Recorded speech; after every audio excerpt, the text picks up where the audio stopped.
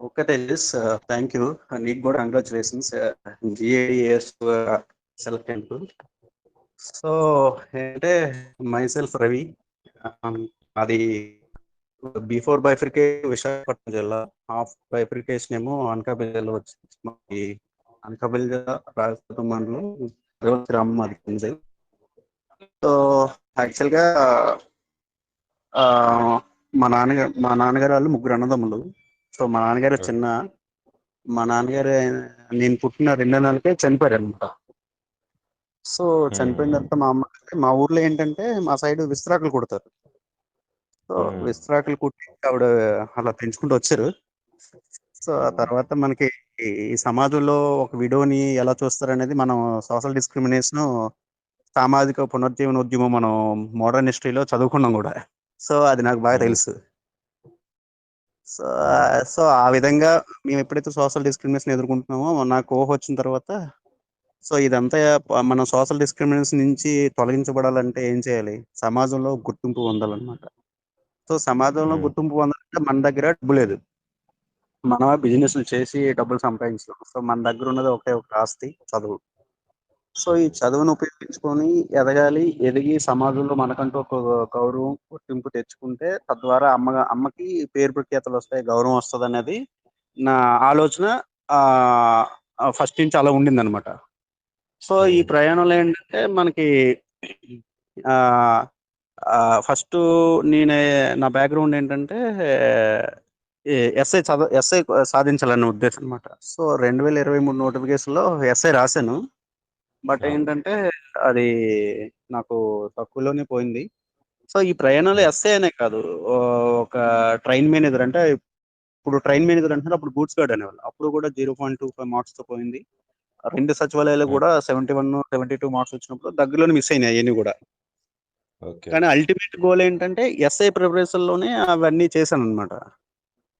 So okay. అప్పుడు SI miss అయిన తర్వాత మనకి 2023 అక్టోబర్లో ఎస్ఐ ఎగ్జామ్ జరిగింది.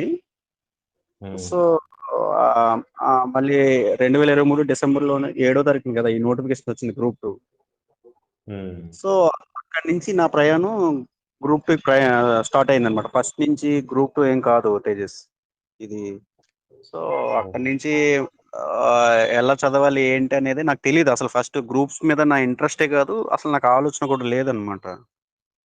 అయితే అప్పుడు మనకి స్టేట్ వైడ్ టాలెంట్ టెస్ట్లు పెట్టేవాళ్ళు గ్రూప్ 2కి సంబంధించి, అప్పుడు ప్రతి ఇన్స్టిట్యూట్ కూడా. ఓకే. అవును. అప్పుడు నేను ప్రతి టాలెంట్ టెస్ట్ ని ఎక్కడ పడితే అక్కడ వెళ్ళి నా దగ్గరలో ఉన్న ప్రతి చోటుకి వెళ్ళి రాశాను. సో అక్కడ ఏంటంటే ఫస్ట్ లో నాకు ఏముందంటే 2023 ఎస్ఐ మిస్ అవుతులోకి నాకు సబ్జెక్ట్ రాకపోయిందా, సబ్జెక్ట్ ఉపయోగించుకో రాకపోవడం వల్ల పోయిందా అనేది నన్ను నేను ఎవాల్యుయేట్ చేసుకుంటూ వచ్చాను అనమాట. So okay. అందులో జరిగిన రెక్టిఫికేషన్ ఏంటంటే నా సబ్జెక్ట్ నేను సరిగా ఉపయోగించుకోకపోవడం, క్వశ్చన్ పేపర్ ని అర్థం ఉమ్, చేసుకోకపోవడం, ఇవి కూడా నా మిస్టేక్స్ అనమాట. అప్పుడు క్వశ్చన్ పూర్తిగా ఉమ్, చదవకుండా సగం చదివి ఆన్సర్ చేసేయడం ఇలా జరిగింది. ఎస్ఐ మిస్ అయిపోయింది. సో ఈసారి ఏం ఉమ్, చేశానంటే ఎప్పుడైతే ఈ గ్రూప్ 2 టాలెంట్లు స్టేట్ వైడ్ పెట్టో నా నాకు సంబంధించి ఒక 20 కిలోమీటర్స్ ఎక్కడ పెట్టి వెళ్ళి రాసేవారు. స్టేట్ లో ఈ గ్రూప్ 2 కి సంబంధించి అన్ని ఇన్స్టిట్యూట్లు పెట్టాయి. నేను రాసిన ప్రతి లో కూడా టాప్ 10 లోనే వచ్చాను. ఓకే. వాళ్ళు ఓకే. 2,000 కానీ 3,000 మంది రాయని ఎంతమంది రాని టాప్ 10 లోనే ఉన్నాను. వాళ్ళు ఉమ్, ఏం చేశారు, నాకు టెస్ట్ సిరీస్ క్లాసులు అన్ని ఫ్రీ ఇచ్చారు.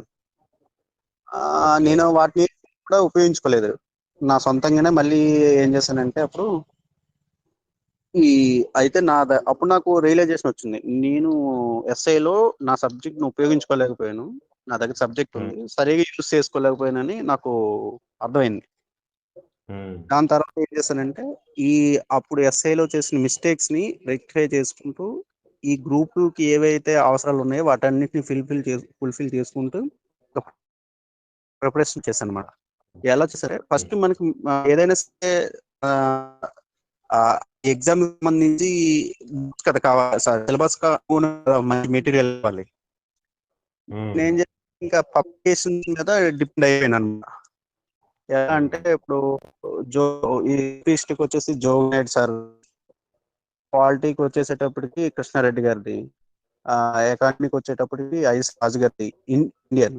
ఏపీ ఎకానమీకి వచ్చేటప్పటికి సోషియో సర్వే. టెక్నాలజీ ఎన్విరాన్మెంట్ కి ఏమో మనం ఆనంద్ సార్ది మా ఫ్రెండ్ అంటే ఫైనాన్షియల్ సపోర్ట్ కూడా లేదు. నా ఫ్రెండ్స్ తీసుకుంటే నేను ఓటీపీ ద్వారా లాగ్ అయ్యేవాడిని. సో ఆ రకంగా ఇంకా స్టార్ట్ చేశాను. ఎలా అంటే ఈసారి తప్పు జరగకూడదు అవ్వకూడదనే ఉద్దేశంతో ఫుల్ చేస్తాను. ఇప్పుడు మనకి సర్వే వచ్చింది, 2023 సర్వే వచ్చింది. ఆ సర్వే ఎగ్జామ్ వరకు ఎలా చదివానంటే ఫస్ట్ వచ్చిన 3 రోజులు దాన్ని ఫుల్ డీటెయిల్డ్ గా చదివేశాను. చదివేసి ఓన్లీ సర్వేకి ప్రతి బుధవారం సర్వే ఒకసారి చదివేవాడిని అనమాట. ఆ ఎవ్రీ వీక్ వెడ్నెస్డే వచ్చిందంటే ఓన్లీ సర్వే చదివేవాడిని. అలాగే మనకి 22 పాలసీలు 25 పాలసీలో మనకు కొత్తగా వచ్చిన కూటమి ప్రభుత్వం చంద్రబాబు నాయుడు గారు ముఖ్యమంత్రి ఆధ్వర్యాన్ని 25 పాలసీలు ఎన్నో రిలీజ్ చేశారు ఆయన.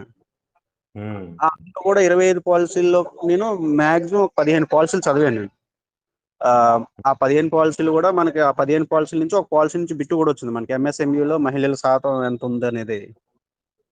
సో ఆ పాలసీలు కూడా నేను ఎవ్రీ డే ఒక 2 పాలసీలు చదివేవాడిని అనమాట.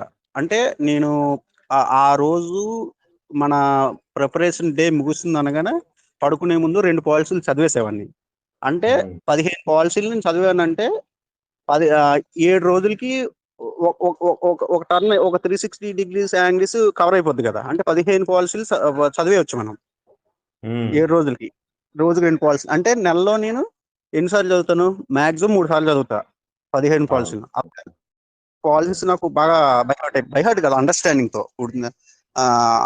అర్థవంతంగా చదివేసాను అనమాట. అలా నేను ఏపీ హిస్టరీని ఇంకెలా అంటే ఏపీ హిస్టరీ పాలిటీ కదా మనకి మెయిన్ స్కోర్ చేయడం ఫస్ట్ పేపర్లో 150 మార్కుల్లో. సో నా ఫుల్ ఫోకస్ అంతా ఖచ్చితంగా పేపరు మోస్ట్ హార్డ్లీ వస్తే 100 దాటించాలి, మీడియం టు కొంచెం టఫ్గా వస్తే 110 ఇలా దాటించాలని నా టార్గెట్ అనమాట. సో ఖచ్చితంగా దాని మీద ఎంత ఎఫెక్ట్ పెట్టాలంటే మోర్ దెన్ టైం దాని మీద పెట్టేశాను. ఫస్ట్ మనకి ఎప్పుడు 2024 ఎండింగ్ కల్లా కూడా నాకు ఫస్ట్ పేపర్ మీద ఫుల్ కమెంట్ వచ్చేసింది. ఎలా అంటే ఎంతలా చదివానంటే నేను పేజ్ నెంబర్ చెప్పలేకపోవచ్చు, కానీ ఏదైనా ఒక కాన్సెప్ట్ ఎక్కడ ఉందంటే అది ఒక పేజీలో టాప్ లో ఉందా, మిడిల్ లో ఉందా, బాటమ్ లో ఉందా చెప్పగలేంత పరిస్థితికి వచ్చేసాను అనమాట. అంతగా నేను ఫస్ట్ పేపర్ ని పిండేశాను. పైగా పాలిటిక్స్ ఎస్ఐ నుంచి కూడా ఉంది కాబట్టి అది నాకు పెద్ద ఇంకా కేక్ వర్క్ అయిపోయింది. ఏదైనా అపాయింట్మెంట్స్ ఉంటే నేను యాడ్ చేసుకోవడం అంతే తప్ప, కానీ కొత్తగా నాకు పాలిటీలో ఇబ్బంది లేదు. పాలిటీ అనేది రివిజన్ అయిపోతూ వచ్చింది. ఈ ఏపీ హిస్టరీ కూడా నాకు ఎలా బెనిఫిట్ అయిందంటే ఎస్ఐలో మోడర్న్ హిస్టరీ చదవడం వల్ల అక్కడ నాకు బాగా కమెంట్ ఉండడం వల్ల ఏపీ హిస్టరీ కూడా నాకు బాగా కొంచెం ఒక 50% కవర్ అయిపోయింది అది ఇండియన్ హిస్టరీలోంచి ఇక్కడికి వచ్చేటప్పటికి. సో అది కూడా నాకు పెద్ద ఇబ్బంది పెట్టలేదు. ఇంకా నాకు సైన్స్ అండ్ టెక్నాలజీ అందుకనే నాకు 126 పైనే వచ్చినాయి ఫస్ట్ పేపర్. సో ఇంకా సెకండ్ పేపర్కి వచ్చేటప్పటికి నేను ఎస్ఐకి ప్రిపేర్ అవుతున్న 2019 నుంచి కూడా డైలీ నేను మార్నింగ్ లేచిన వెంటనే మెడిటేషన్ చేస్తాను అనమాట. మెడిటేషన్ చేసిన తర్వాత టిఫిన్ చేయాలంటే టిఫిన్ చేయడానికి మనకి ఎలిజిబిలిటీ క్రైటీరియాగా న్యూస్ పేపర్ చదవడం అనేది పెట్టుకున్నాను అనమాట. సో న్యూస్ పేపర్ లాస్ట్ 5 నుంచి నేను చాలా డిసిప్లిన్ గా చదవడం, రెగ్యులర్ గా చదవడం వల్ల అది నాకేమైందంటే సైన్స్ అండ్ టెక్నాలజీ టెర్మినాలజీ మీద నాకు గ్రిప్ వచ్చేసింది. సో అది నాకు సైన్స్ అండ్ టెక్నాలజీ చదవడంలో కానీ పేపర్ని అటెంప్ట్ చేయడంలో కానీ బాగా యూస్ అయింది అనమాట. నాకు ఓన్లీ సైన్స్ అండ్ టెక్నాలజీలో 66 వచ్చినాయి. నాకు ఎక్కడైనా తగ్గాయి మార్కులు అంటే అది ఎకానమీ నుంచే. నీకు ఇంకో విషయం తెలుసా? యాక్చువల్ గా నాది ఎకానమీ బ్యాక్గ్రౌండ్, కానీ ఎకానమీలోనే తగ్గినాయి అనమాట. నాకు ఎకానమీలో 47 ఎన్నో వచ్చినాయి అంతే. నేను కొన్ని మిస్టేక్స్ చేసేసాను బాగా. సో ఎలా అంటే నేను ఏపీ హిస్టరీకి, పాలిటీకి, సైన్స్ అండ్ టెక్నాలజీకి, ఇండియన్ ఎకానమీకి, ఏపీ ఎకానమీకి అంటే మనకి మొత్తం మీద 5 బుక్స్ వస్తాయి. 5 బుక్స్ కి 5 బుక్స్ ఫాలో అయ్యాను చేసు. ఇంకా నాకు వేరే ప్రపంచం లేదు. ఈ 5 బుక్స్ ని ఎగ్జామ్ డేట్ అంటే రేపు ఎగ్జామ్ అనగా 2 రోజుల ముందు వరకు ఎన్నిసార్లు రివిజన్ చేస్తాం అనేది నా మీద డిపెండ్ అయి ఉంటుంది ఫస్ట్ లో అనుకున్నాను. సో మోర్ దెన్ రివిజన్స్ ఇచ్చనమాట. ఎలా అంటే 10 to 2 times ఉంటది ఒక్కో బుక్ చదివింది నేను. ఇంకో ఏంటంటే నా రివిజన్ ఎలా ఉంటదంటే ఫస్ట్ టైం చదివింది ఎలా ఉంటుందో రివిజన్ కూడా ఉంటది. ఇది రివిజన్ కదా అని వెళ్ళిపోయేవాడిని కాదు, ఎందుకంటే మనకి ఎగ్జామ్ డేట్ అనేది పోస్ట్ పోన్ అవుతూ వచ్చింది కదా. ఫస్ట్ జూలై 28 అన్నారు, తర్వాత అక్టోబర్ 5 అన్నారు, జనవరి 6 అన్నారు, చివరికి ఇంకా ఏమైనా విపత్కర పరిస్థితుల్లో మనం ఫిబ్రవరి 23 ఎగ్జామ్ రాసాం. ఆ విషయం సో ఇలా పోస్ట్ పోన్ అవుతూ వస్తున్న క్రమంలో కూడా నేను పోస్ట్ పోన్ అవుతున్నప్పుడు కూడా చాలా బాధపడ్డాను తేజస్. ఎందుకంటే మనల్ని మనం నిరూపించుకోవడానికి ఇంకెప్పుడు టైం వస్తుంది, ఆల్రెడీ చాలా బ్యాక్ ఫైర్ అయ్యి ఉన్నాం, దెబ్బలు తిని ఉన్నాం, సమాజంలో అవమానాలు పొందుతున్నాం, ఫైనాన్షియల్ గా చాలా ఇబ్బందులు ఎదుర్కొంటున్నాం. ఇంకెంతకాలం అని బాధపడుతున్న క్రమంలో అలా అలా జరుపుకుంటూనే వచ్చింది. ఒక అందుకు మంచి అంటే రివిజన్స్ పడడానికి మంచి జరిగింది.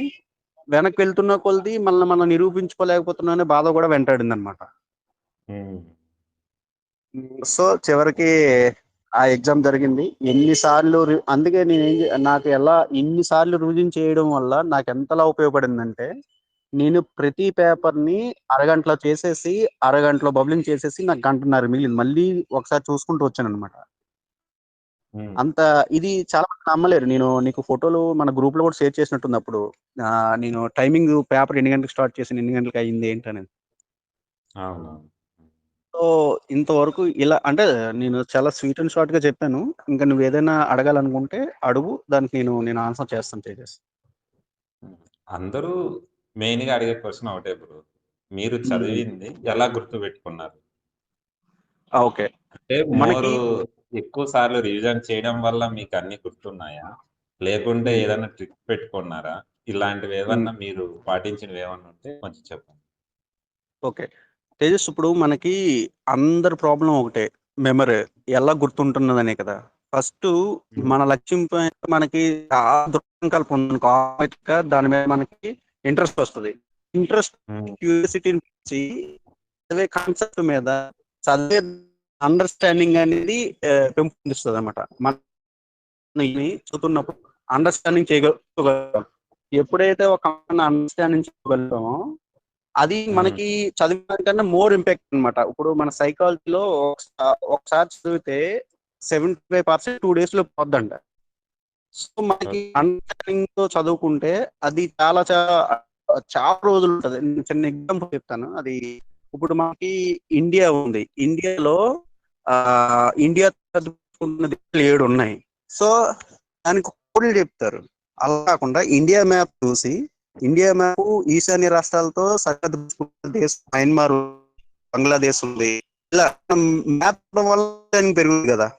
పెరగడం వల్ల ఏమవుతుందంటే ఇప్పుడు ఇండియా సరిహద్దు సంవత్సరాలైనా ఈ అలాగనే ఉంటది కదా. సో అరుణాచల్ ప్రదేశ్, నాగాలాండ్, మణిపూర్, మిజోరం ఈ రాష్ట్రాలు అక్కడే ఉంటాయి. వాటి 4 రాష్ట్రాలతో అక్కడ మయన్మార్ సరిహద్దు పంచుకుంటూనే ఉంటది. పైన నేపాల్, భూటాన్, చైనా అక్కడే ఉంటాయి. ఇది కాన్సెప్చువల్ గా చదవడం. అలా కాకుండా చాలా మంది ఏం చేస్తారంటే ఏ కోడ్లు చెప్తారు అక్కడ అలా గుర్తుపెట్టుకోవడానికి. అంటే మనం కోడ్ గుర్తుపెట్టుకోవాలి, కోడ్ ను డీకోడ్ చేయాలి, డీకోడ్ చేసినది మళ్ళీ ఆన్సర్ చేయాలి. అలా కాకుండా మనం ఒక మ్యాప్ ని మన దగ్గర పెట్టుకొని ఆ మ్యాప్ ని చూసుకొని మనం కాన్సెప్చువల్ గా చదివితే అది కాన్సెప్చువల్ గా చదవడం వల్ల క్వశ్చన్ 360 డిగ్రీలో అడిగినా సరే మనం చేయగలుగుతాం. చదివితే చదివింది అడిగితేనే ఆన్సర్ చేయగలుగుతాం. సో ఎప్పుడు కూడా ఈ అండర్స్టాండింగ్ చేసుకొని చదివితేనే గుర్తుంటది. అప్పుడు ఆ కాన్సెప్ట్ మీద 360 degrees లో ఆన్సర్ క్వశ్చన్ చేసినా సరే మనం ఆన్సర్ చేయగలుగుతాం. నేను ఒక ఎగ్జాంపుల్ చెప్తా. మనకి పాలిటీలో రాష్ట్రపతి మీద ఎన్నికలకు సంబంధించి రాష్ట్రపతి ఎలక్షన్ కి సంబంధించి ఒక క్వశ్చన్ అడిగారు. అది చాలా మంది మిస్టేక్స్ చేశారు, కానీ నేను చేశాను. ఎలా అంటే మనకి వీటోలు మనకు ఉంటాయి. మన రాష్ట్రపతికి అమెరికన్ ప్రెసిడెంట్ కి పాకెట్ వీటో ఒకటి డిఫరెన్స్ ఉంటది అనమాట. అది క్వశ్చన్ జనరల్ గా మనకి టెస్ట్ సిరీస్ ఎలా అడిగారంటే వెపన్ లో ఒక రాష్ట్రపతికి ఎన్ని వీటోలు ఉంటాయి అంటే 4 ఉంటాయి. అంటే వెపన్ అంటే ప్రపంచం. అదే భారత రాష్ట్రపతి కంటే పాకెట్ వీటో ఉండదు. సో ఉమ్, ఆ నేను ఆ కాన్సెప్ట్ ని యూజ్ చేసుకొని ఈ రాష్ట్రపతి ఎన్నికలకు సంబంధించి క్వశ్చన్ చేశాను అనమాట. అప్పుడు మన రాష్ట్రపతి అని ఆన్సర్ చేసిన వాళ్ళు తప్పైని నేను ఈ ప్రపంచంలో రాష్ట్రపతి ఎన్నికకు సంబంధించి అని దృష్టిలో పెట్టుకుని చేసి ఆన్సర్ రైట్ చేశాను. అది అంటే ఇది ఓకే. కాన్సెప్ట్, ఆ కాన్సెప్ట్ ముఖ్యం అనమాట ఎప్పుడు కూడా. అదే మనం భారత రాష్ట్రపతి అని ఒక ఓన్లీ ఆ బుక్ లో ఉన్నది చదివితే అలా వస్తేనే మనం ఆన్సర్ చేయగలుగుతాం. ఉమ్, కాన్సెప్ట్ అండర్స్టాండింగ్ ఉంటే క్వశ్చన్ ఏ విధంగా వచ్చినా సరే మనం ఆన్సర్ చేయగలుగుతాం అనమాట. ఉమ్, కాన్సెప్చువల్ అండర్స్టాండింగ్ అనేదే మెజారిటీ పీపుల్ సక్సెస్ అయిన వాళ్ళు, అంటే నాకు తెలుసు అందరూ కూడా కాన్సెప్చువల్ గా చదివిన వాళ్ళే. ఎందుకంటే గ్రూప్ 2 అంత పెద్ద ఉద్యోగాన్ని కొట్టారంటే వాళ్ళు ఆసమసిగా బుక్ లో ఉన్న చదివేసి ఆన్సర్ చేశారంటే అది అవ్వదు కూడా. కాన్సెప్చువల్ గానే చదువుంటారు. సో గుర్తు ఉండడంలో ఇంకొక ఫ్యాక్టర్ ఏంటంటే చదివిన దాన్ని నెంబర్ ఆఫ్ టైం మెమరైజ్ చేయడం అనమాట. ఇంకా నువ్వు ఎన్ని సార్లు వీలైతే అన్ని సార్లు రివిజన్. ఇంకా ఉమ్, ఈ ఒక బుక్ ని తీసుకునే ముందు 100 మందిని 100 సార్లు ఆలోచించవచ్చు, కానీ బుక్ ఉమ్, తీసుకున్న తర్వాత 100 సార్లు అదే బుక్ ని చదవాలి. ఉమ్, ఆ ఎన్ని సార్లు చదివితే అన్ని సార్లు నీకు ఆ బుక్ మీద కమాండ్ వచ్చేస్తుంది అనమాట. నీకు కమాండ్ వచ్చిందంటే ఒక బుక్ మీద 100% కమాండ్ రావాల్సిన లేదు తేజస్, నీకు కూడా తెలుసు. 75 అవును. to 80% కమాండ్ వచ్చిందంటే ఇంకా ఆ బుక్ లో నువ్వు ఆట ఆడేస్తావు అనమాట. ఉమ్, సో రివిజన్, మోర్ రివిజన్స్ కూడా మన సక్సెస్ లో భాగం అవుతాయి, అది మనకు తెలుసు. నేను చెప్పేది ఏంటంటే ఫ్యూచర్ ఆస్పిరెంట్స్ చెప్పేది ఏంటంటే ఒక బుక్ ని తీసుకునే ముందు మనం ఎంక్వైరీ చేసుకోవచ్చు. ఏ బుక్ అయితే మన అవసరాలను తీరుస్తుంది, మన ఎగ్జామ్ అవసరాలు తీరుస్తుంది అనేది ఎంక్వైరీ చేయడం మంచిదే. సో ఉమ్, తీసుకున్న తర్వాత ఇంకా అదే బుక్ ని మనం భగవద్గీత, రామాయణ, మామూలు ఖురాన్ గా చెప్తుంటారు కదా, అలాగే నమ్మి ఆ బుక్ ని 100 సార్లు, మోర్ టైమ్స్, ఎన్ని సార్లు పడితే అన్ని సార్లు చదివేస్తే ఆ బుక్ మీద మన కమెంట్ వచ్చేస్తుంది. ఒక్కసారి వచ్చిందంటే సబ్జెక్ట్ ని కింద నుంచి మీద వరకు మనం ఆట ఆడేసుకోవచ్చు అనమాట. సో ఉమ్, గుర్తుండడం, కాన్సెప్చువల్ గా చదవడం, అండర్స్టాండింగ్, మనకి మనం ఏదైతే సాధించాలనుకుంటున్నామో దాని మీద మోర్ ఫ్యాషనేట్ గా ఉండాలన్నమాట. అది ఉమ్. ఈ మూడు ఉంటే మనం చదివేది మనకు బాగా గుర్తుంటది. చూడండి ఇప్పుడు మనకి హిట్ అయిన సినిమా చూస్తే స్టోరీ గుర్తుంటది, ఫ్లాప్ అయిన సినిమా చూస్తే గుర్తుండదు. ఏ స్టోరీ లేరా, ఏం చూసానో లేదో అంటాం. అలాగే మనం సాధించాలనుకునే దాని మీద మనకి ఇంట్రెస్ట్ ఉంటే చదివేది కూడా ఆటోమేటిక్ గా గుర్తుండిపోతుంటది. కానీ కొన్ని కొన్ని ఉమ్, ఏంటంటే కొన్ని స్మార్ట్ గా కూడా చదవాలి. మన మన ఇప్పుడు డేట్లు అనగా ఆర్టికల్స్ అనగా ఉంటాయి. అవి ఏంటంటే మనకి కొంచెం స్మార్ట్ గా మన మన డేట్ ఆఫ్ బర్త్లతో కానీ, మన ఫోన్ నెంబర్లతో కానీ, మన బైక్ నెంబర్లతో కానీ ఇలా కొన్ని కొన్ని కంపారిజన్ చేసుకుంటూ చదవాలన్నమాట. సో ఈ అవును. రకంగా నేనైతే ఇదే ఫాలో అయ్యా. ఇలాగే రివిజన్స్ అనేది ఈ 5 బుక్స్ ని నేను నాకు మోర్ దెన్ 10 to 12 టైమ్స్ చదివేశాను. ఇంకా మా అలాగే ఇలా కాదు, ఎందుకంటే ఉమ్, నేను అప్పటికే దెబ్బలు తినేసి ఉన్నాను, ఈసారి మిస్ అవ్వకూడదు కదా. అవును. సో రివిజన్ ఒకటే సక్సెస్ లో మెజారిటీ పార్ట్ కీ రోల్ అనమాట. అవును బ్రదర్, రివిజన్ అనేది బాగా చేయాలి. మనోళ్ళు చేసే పెద్ద మిస్టేక్ ఏంటంటే ఒకసారి ఏదో ఒకరు సీనియర్ చెప్పిన బుక్ తీసుకుంటారు, తర్వాత ఒక ఎగ్జామ్ ఫెయిల్ అవుతున్నట్లే ఈ బుక్ పని చేయదని చెప్పి ఇంకో బుక్ తీసుకుంటారు.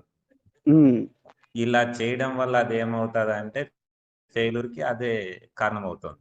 మళ్ళీ కొత్తగా చదివినట్టు ఉంటది. మనం ఈ ఓల్డ్ ఏదైతే చదివామో అదే చదువుతూ ఏదైనా తెలుగు అకాడమీ బుక్స్ కానీ, బిఎస్ఎల్ హనుమంతరావు అయితే బిఎస్ఎల్ హనుమంతరావు, లేదా స్టాండర్డ్ బుక్స్ చదివి దానిలో ఉన్న మ్యాటర్ మన బుక్ లో రాసుకొని అలానే కంటిన్యూ అయితే సక్సెస్ అవుతున్నారు. అవును. ఎవరైతే ఈ సపరేట్ గా వాళ్ళ నోట్స్ చదువుతారు, మళ్ళీ తెలుగు మీద అదేది తెలుగు అకాడమీ బుక్స్ చదువుతారు, మళ్ళీ ఇంకోటి బుక్ చెప్తే అది చదువుతారు. ఇలా సపరేట్ సపరేట్ అన్ని కలిసి చదవడం వల్లే వాళ్ళ ఫెయిల్యూర్ కి అది అవును. మార్గం అవుతుంది నేను అనుకుంటున్నాను.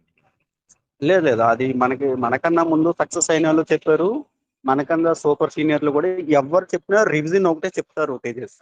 ఇంకొకటి ఏంటంటే ఉమ్, ఆ, నాతో పాటు ఎస్ఐ రాసిన వాళ్ళు గ్రూప్ 2 రాసి రాలేదన్నమాట. ఉమ్, రాకపోతే వాళ్ళు, నేను మన టైగర్ ఫోర్స్ లో కానీ ఆర్టిస్ట్ లో కూడా చెప్పాను, ఇప్పుడు ఇక్కడ కూడా చెప్తున్నాను. ముగ్గురు ఉన్నారు. ఎవరంటే మణికంఠ, శ్రీలత, ఇంకొకరుడు ప్రసన్న అనుకుంటా. ఈ ముగ్గురు కూడా ఎస్ఐ మిస్ అయిన తర్వాత నేను చదవడం చూసి స్టడీ హాల్లో నా దగ్గరికి వచ్చారు. అంటే ఇండివిజువల్ గా వచ్చారు. వచ్చి అన్న నువ్వు మాకు గైడెన్స్ చేయను, కొంచెం నేను సాధించాలి, నా ఇంట్లో పరిస్థితులు బాగాలేదంటే నా టైం అప్పుడు మన ఎగ్జామ్ పీక్ టైం అన్నమాట. సో నేనేం చేశానంటే వాళ్ళని పట్టించుకోలేదు. ఆఫ్టర్ ఎగ్జామ్ కూడా ఫిబ్రవరి 3 తర్వాత కూడా నా దగ్గరికి వచ్చి అప్రోచ్ అవ్వేవాళ్ళు. సో అని చెప్పి నేను నేను చెప్పింది చేసేటట్టు ఉంటే మీకు నేను ఎలా చదవాలి ఏంటి అనేది చెప్తాను, ఆ మాట ఇస్తారా అంటే డెఫినెట్ గా అని చెప్పిన తర్వాత నేను వాళ్ళ స్టడీ ర్యాక్ల దగ్గరికి వెళ్ళి చూస్తే తేజస్ స్టడీ ర్యాక్ నిండా స్టడీ రూమ్ పైన మళ్ళీ ఆ పైన అన్ని బుక్స్ ఉన్నాయి ఒక కానిస్టేబుల్ కి. ఇన్ని ఎందుకంటే హిస్టరీకి 3 బుక్లు, అర్థమెటిక్ కి ఈ స్టేట్ లో ఎంతమంది ఫ్యాకల్టీ నోట్స్ ఉన్నా అన్ని ఫ్యాకల్టీ నోట్స్లు. నేను చూసి ఆశ్చర్యపోయాను. అలా కాదని చెప్పి ఈ ఈ ఒక కానిస్టేబుల్ కి ఎన్ని సబ్జెక్టులు ఉన్నాయో అన్ని సబ్జెక్ట్ ఒక్కో బుక్ ఉంచమని చెప్పాను. మీ ఫేవరెట్ బుక్ ఏదో అది ఉంచండి, మిగతావన్నీ నేను రేపు కానీ ఎల్లుండి కానీ వస్తాను ర్యాక్ లో ఉండకూడదని చెప్పాను. సో మొత్తం మీద ఈ అన్ని బుక్స్ కానిస్టేబుల్ కి ఎన్నైతే బుక్స్ ఉన్నాయో ఒక్కొక్క సబ్జెక్ట్ ఒక్కో బుక్ ఉంచారు. వాళ్ళకి నేను నెల ఎంతో చెప్పా. వాళ్ళు ఇప్పుడు ప్రసన్న మణికంఠ ఏపీఎస్పీ కానిస్టేబుల్ గాను, Srilatha Guntur civil urban constable గా సెలెక్ట్ అయ్యారు అనమాట. ఏంటంటే ఒకటే దారి, మనకి స్లోగా నడిచినా పర్లేదు, ఫస్ట్ లో ఒకటే దారి అంటే వెళ్తే గమ్యం ఎప్పుడైనా చేరుకెళ్ళిపోతాం. లేదు మన గమ్యం చేరడానికి చాలా చాలా ఆపర్చునిటీస్ ఉంటాయి తేజస్. ఇప్పుడు ఇక్కడ నుంచి నేను వైజాగ్ వెళ్ళాలంటే చాలా అవకాశాలు ఉంటాయి, కానీ ఏదో ఒకటి పట్టుకుని వెళ్తే ఒక గంట అటు ఇటునే వెళ్ళిపోతాను, రీచ్ అయిపోతాను. సో మనం ఎంచుకున్న బుక్ ఒక సబ్జెక్ట్ కి ఒకటే బుక్, ఆ బుక్ నే మనం ఓపిక ఉన్న సార్లు ఎన్నిసార్లు రివిజన్ చేస్తే అన్ని సార్లు అనమాట. దాన్ని వదిలేయాలి. So revision revision revision only for success కి అదొకటే. ఈ పాయింట్ అయితే బాగా చెప్పారు బ్రో. ఒక మార్గాన్ని ఎంచుకుంటే నవ్వుతుంది. ఇప్పుడు విజయవాడ నుంచి వైజాగ్ కి మన ఏపీ నుంచే పోవచ్చు, పోనీ మనం హైదరాబాద్ పోయి మళ్ళీ ఇంకో రూట్ వచ్చినా కూడా వెళ్ళొచ్చు. కానీ అదైనా కొంచెం లేట్ అవుతుంది, కానీ గమ్యాన్ని చేరుకోవచ్చు ఎలాగో. అవును. లేదని చెప్పి మనము ఇది హైదరాబాద్ దాకా పోయి ఇది మంచి రూట్ కాదని చెప్పి మళ్ళీ విజయవాడకు వచ్చి మళ్ళీ ఇంకో రూట్ వెళ్ళి, లేదంటే ఇలా సముద్రం నుంచి వెళ్ళి ఇలా వేరు వేరు నా మార్గాల ద్వారా పోయి ఎటు కాకుండా పోతాం. అవును, చేరుకోలేము. ఇంకొక విషయం తేజస్సు, నేను చదివేటప్పుడే ఇప్పుడే ఆ రివిజన్ యొక్క విలువ ఎలా ఉంటుందంటే, దాని యొక్క ప్రొడక్ట్ ఎలా ఉంటుందంటే, మనం ఒక పేపర్ మీద తీసుకొని ఒక 2 సార్లు పాయింట్ ని పెట్టాం అనుకో, ఒక పాయింట్ మీద అలాగ మనం బబుల్ చేస్తూ ఉన్నాం అనుకో, ఒక 1 మినిట్, ఆ పక్కన ఇంకో బబుల్ ఒక 5 మినిట్స్ చేసాం అనుకో, ఈ 5 మినిట్స్ చేసిన బబుల్ ఏంటంటే మన మడత పెట్టిన ఎన్ని పేజీలు అయితే ఉంటే అన్ని పేజీల కిందకి వెళ్ళిపోతుంది. అదే 1 మినిట్ బబుల్ చేసాం అనుకో, మన మడత ఒక 5-6 మడతలు పెడితే అది 1 మినిట్ చేసిన బబుల్ 1 మినిట్ బబుల్ చేసింది 5 మడతల్లో 1 మడతకో 2 మడత వరకు వెళ్తుంది. అదే మనం 5 నిమిషాలు బబుల్ చేసాం అనుకో, మన 5 మడతలు పెట్టుంటే 5 మడతల కింద కూడా ఆ బబుల్ మచ్చ వెళ్ళిపోద్ది కిందకి. అంటే మన రివిజన్ ఎఫెక్ట్ అలా ఉంటది అనమాట. మనం ఎన్నిసార్లు చేస్తే మన మస్తిష్కంలో అంత ముద్ర పడుతుంది అనమాట. మనం చిన్నప్పుడు కూడా అంతే కదా తేజస్సు, పలక పట్టుకుని దుద్దించేటప్పుడు వాళ్ళ మీద దుద్దిన దాని మీద దుద్దిస్తారు కదా. అదే రివిజన్ కావలిస్తే మనం ఒక ఎగ్జాంపుల్ కూడా చేసుకోవచ్చు. ఒక కాన్సెప్ట్ ని తీసుకొని ఆ ఒక్క కాన్సెప్ట్ ని 10 సార్లు చదివి ఆ ఒక్క కాన్సెప్ట్ మీద మల్టిపుల్ క్వశ్చన్స్ ప్రాక్టీస్ చేస్తే మాక్సిమం తప్పు పోకుండా మనం ఆన్సర్ చేసేస్తాం. అవును. సో ఒక సబ్జెక్ట్ ఒకటే బుక్, తీసుకున్న బుక్ ని మల్టిపుల్ రివిజన్స్ చేసిన దాన్ని మనకి ఎప్పటికప్పుడు ఎవాల్యుయేట్ చేసుకోవాలి. మనం కరెక్ట్ గా చదువుతున్నాం లేదా, చదివిన దాన్ని ప్రెజెంటేషన్ ఎలా చేస్తున్నాం అన్న దానికి ఒక టెస్ట్ సిరీస్ అనేది డెఫినెట్ గా రాస్తే బెటర్ రిజల్ట్స్ వస్తాయనేది నా నమ్మకం. సో ఆ టెస్ట్ సిరీస్ అనేది ఎక్కడ తీసుకుంటాం అనేది డిపెండ్ ఆన్ మన డిస్క్రిమినరీ అంటే మన ఇష్ట ప్రకారం తీసుకోవచ్చు, మనం దేన్ని రికమెండ్ చేయాల్సిన పని లేదు. కానీ టెస్ట్ సిరీస్ రాస్తే మనల్ని మనం ఎవాల్యుయేట్ చేసుకోవడానికి బాగా ఉపయోగపడుతుందని నా పర్సనల్ గా ఒపీనియన్ అనమాట తేజస్. ఏంటంటే ప్రతి వీక్ కూడా మనం ఎక్కడ ఉంటున్నాం, ఒక 1000 మంది రాసే దగ్గర రాసాం అనుకో, మన ర్యాంక్ ఎక్కడ ఉంటుంది, మన పర్ఫార్మెన్స్ ఎలా ఉంటుంది, మనం 2.5 గంటల్లో క్వశ్చన్ పేపర్ చదువుకొని బబులింగ్ ఎంత టైం పడుతుంది, ఒకవేళ బబులింగ్ చేస్తే మన సర్కిల్లోనే చేస్తున్నాం లేదా. మొన్న మనకి పర్సనల్ గా కూడా తెలుసు కదా తేజస్, బబ్లింగ్ వల్ల ర్యాంక్ 1:2లో లేకుండా పోయిన వాళ్ళు ఉన్నారు, 1:2లో అవును. ఉండి క్యాడర్ వస్తుంది అనుకుని క్యాడర్ లేకుండా పోయిన వాళ్ళు ఉన్నారు కదా. మనకు తెలుసు, అది పర్సనల్ గా చూసాం కూడా. అవునవును.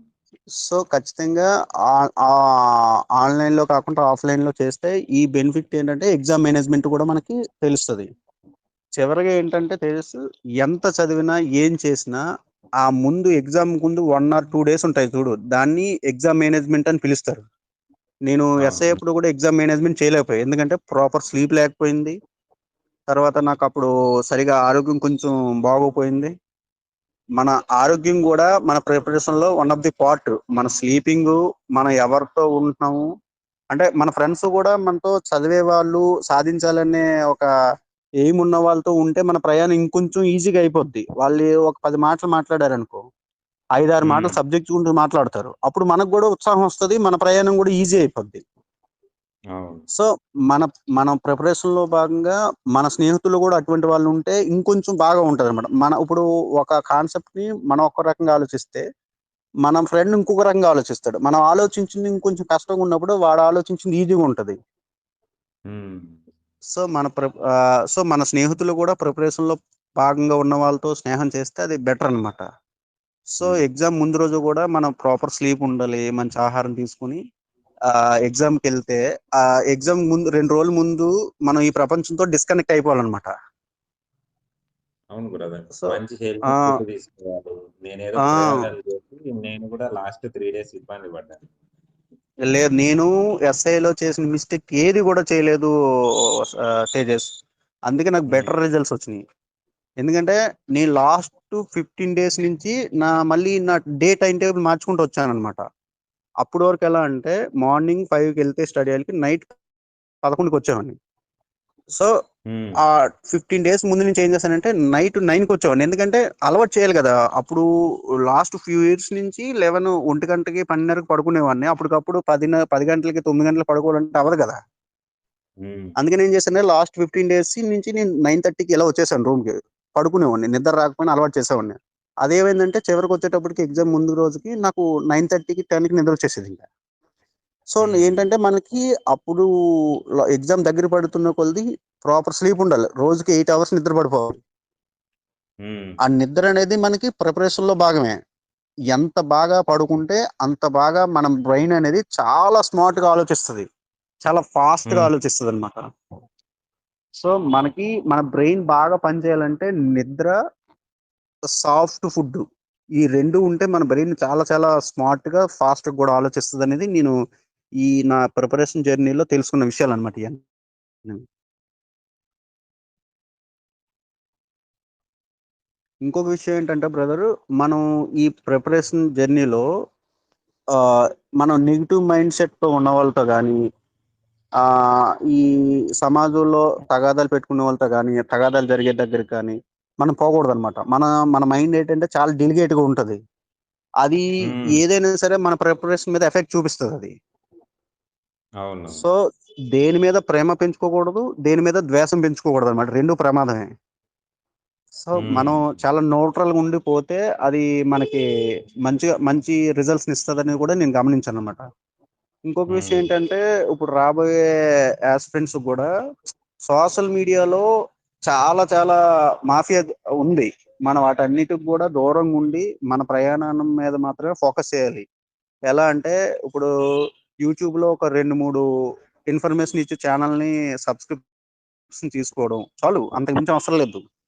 మనకి ఇన్ఫర్మేషన్ ఎవరేం అవసరం లేదు. ఒక ఎగ్జామ్ కి సంబంధించి ఒక మంచి అథెంటికేటెడ్ గా చెప్పే ఛానల్స్ ఉన్నాయి, వాళ్ళని సబ్స్క్రైబ్ చేసుకొని రోజు కరెంట్ అఫైర్స్ రాసుకొని మన ప్రిపరేషన్ కొనసాగిస్తూ పోతే ఒకరోజు మనం కూడా సక్సెస్ అయిన పర్సన్ లో మనం కూడా ఒకరిగా ఉంటాం అనమాట. సార్ నీ తేజస్, ముఖ్యంగా చెప్పాలంటే నేను సోషల్ మీడియాకి చాలా చాలా దూరం అనమాట. ఇలా ఈ టెలిగ్రామ్ ఛానల్స్ ఉంటాయని నాకు 1:2 రిజల్ట్ వచ్చిన తర్వాత ఏప్రిల్లో సిపిటికి క్లాసులకి వెళ్తే అక్కడ చెప్పాడు మా ఫ్రెండ్. అప్పటి వరకు కూడా నాకు తెలియదు. అవసరం లేదు నాకు, ఎందుకంటే నాకు ఎగ్జాము నోటిఫికేషన్ వచ్చింది, అప్లికేషన్ పెట్టుకున్నాను, ప్రిలిమ్స్ హాల్ టికెట్ వచ్చింది, నా మెయిల్ వచ్చింది, తర్వాత రిజల్ట్ వచ్చింది, నాకు తెలిసింది, పేపర్లో వచ్చింది, మనకు తెలిసింది. ఈ ఈ ఈ ఇన్ఫర్మేషన్ చాలు కదా తేజస్. ఇంకా మనకి 100 టెలిగ్రామ్ ఛానల్లో జాయిన్ అవ్వడం, ఒక 20-30 యూట్యూబ్ ఎడ్యుకేషన్ ఛానల్స్ సబ్స్క్రిప్షన్ తీసుకోవడం ఎంత అవసరం లేదు కదా మనకి. ఎవరు చెప్పినా అదే చెప్తారు కదా. ఉమ్, సో ఎక్కడైనా ఒక ట్రెండ్తో సరిపెట్టేసుకొని ఇంకా మిగతా మన ఫోకస్ అంతా మన బుక్స్ మీద, మన ప్రిపరేషన్, డైలీ ప్రిపరేషన్ మీద ఉండదు అనమాట. ఉమ్. సో ఇది తేజస్. ఇంకేమైనా నువ్వు అడగాలనుకుంటున్నావా? ఇంకేం లేదు బ్రదర్. ఇప్పుడు ఒక 2 మెంబర్స్ అడిగారు, గ్రూప్ మెంబర్స్. వాళ్ళకి మీరు ఏ బుక్స్ సజెస్ట్ చేస్తారు? అంటే మనం చదివింది కూడాను మనకి ఒకసారి తక్కువ అనిపించింది. మీరు చదివిందే కాదు, మీరైతే ఏవి చదివితే బాగుంటది అనుకుంటారనేది చెప్పండి. వాళ్ళకి బుక్స్ అని అడిగారు కదా. ఓకే, నేను చెప్పింది ఆల్రెడీ నేను చదివిన బుక్సే చెప్పాను తేజస్. బట్ ఏంటంటే అంటే నేను నమ్మేది ఇంకొకసారి ఏంటంటే నేను వాళ్ళు చెప్తా లేట్గా నీ తయారయ్యారు, ఇంకోసారి చెప్పండి. అది ఎలా, నేను ఏ బుక్స్ అయితే బాగుంటాయి అన్నది ఇంకోసారి చెప్పండి. ఓకే ఓకే, నేను చెప్తాను. నేను నమ్మేది ఏంటంటే ఏ బుక్ అయినా మన అవసరాలని 100% తీర్చదు. కానీ మనం చదివిన బుక్ని 75-80% అంటే 100% దాని మీద గ్రిప్ తెచ్చుకుంటే మనం ఏ క్వశ్చన్ అయినా 360 degrees యాంగిల్స్లో మనం చేయగలుగుతాం. అంటే ఆప్షనల్ ఎలిమినేషన్. ఇప్పుడు ఒక ఎగ్జాంపుల్ చెప్పి నేను ఏ బుక్స్ చదివానో చెప్తాను. ఇప్పుడు మనకి రాముడు యొక్క అన్నదమ్ములు ఎవరు అంటే నలుగురు పేర్లు తెలిస్తే సరిపోద్ది, అవును కదా. ప్రపంచంలో ఉన్న 800 కోట్ల మంది పేర్లు అవసరం లేదు కదా మనకి. అంటే ఆ నలుగురు పేర్ల మీద మనకు అవగాహన ఉంటే మిగతా ఏవి ఇచ్చినా ఆప్షన్ ఎలిమినేషన్ లో కొట్టేస్తాం. సో నేను చెప్పేది ఏంటంటే ఏ బుక్ అయినా చదవచ్చు, కానీ ఆ బుక్ ని మన కంట్రోల్లోకి తెచ్చేసుకోవాలన్నమాట. అప్పుడు మన బుక్ లో లేనిది ఇచ్చినా సరే ఆప్షన్ బేస్డ్ మనం ఎలిమినేషన్ చేసేస్తాం. సో నేను స్పెసిఫిక్ గా చదివిన బుక్స్ అయితే నేను చదివినవి నాకు మంచిగా అనిపించింది, మోర్ ఎనఫ్ అందులో సబ్జెక్ట్ ఉంది చాలు అని అనిపించింది ఏంటంటే ఏపీ హిస్టరీకి జోగినాథ్ సార్ చదివాను నేను. ఎందుకంటే ఇది చదవడానికి కారణం ఏంటి అంటే నేను ఇండియన్ హిస్టరీ కూడా జోగినాథ్ సార్తో చదివాను. నాకు ఆ లింక్ దొరుకుతుందని ఉద్దేశంతో అది చదివాను అనమాట.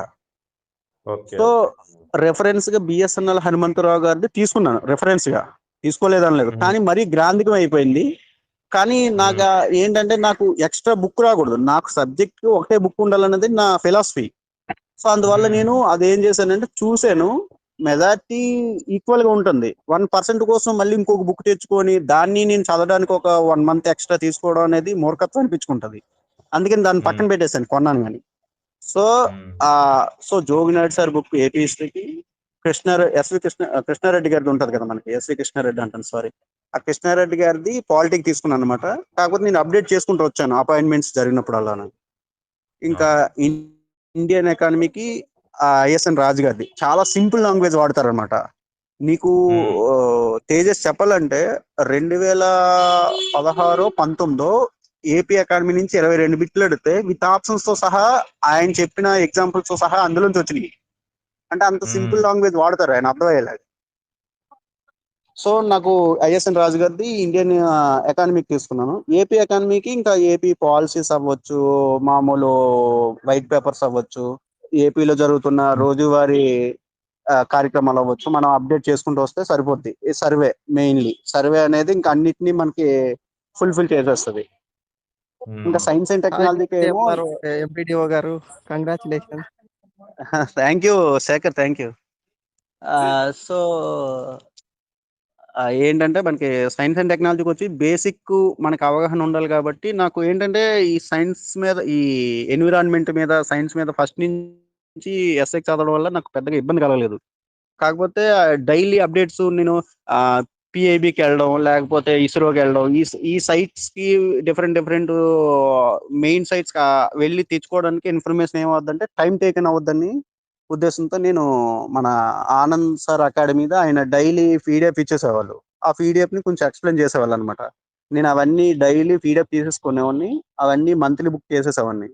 సో 1 week అవుతులోకి సోమవారం వస్తులోకి ఏం చేశానంటే ఆ కరెంట్ అఫైర్స్ మొత్తం ఒకసారి చదివేసేవాడిని. 15 days అవుతే మళ్ళీ 15 days ఒకసారి చదివేవాడిని, మళ్ళీ 1 month ఒకసారి చదివేసేవాడిని. అంటే ఒక బుక్ 1 month అవుతులోకి నేను ఆ బుక్ ని ఒక 2 times 3 times చదివేసేవాడిని అనమాట ఫుల్ గాన. నాకు అలా ఈజీ అయిపోయింది. సో ఈ ఈ రకంగా నేను సబ్జెక్ట్ని ఒక్క సబ్జెక్ట్ ఒక బుక్కే ప్రిఫర్ చేశాను. ఆ బుక్ని మోర్ దాన్ 10 to 12 టైమ్స్ చదివాను తేజస్. ఇంతకు మించి నేను ఏం ఎక్కువ ఎఫర్ట్ పెట్టలేదు. కేవలం నా ఎనర్జీ ఫోకస్ మొత్తం ఈ 5 బుక్స్ మీద పెట్టాను. నెంబర్ ఆఫ్ టైమ్స్ చదివాను అనమాట. అంతే. అదే బ్రదర్, ఇంకా ఎవరికైనా ఏమైనా డౌట్స్ ఉంటే అడగండి, చెప్తాడు.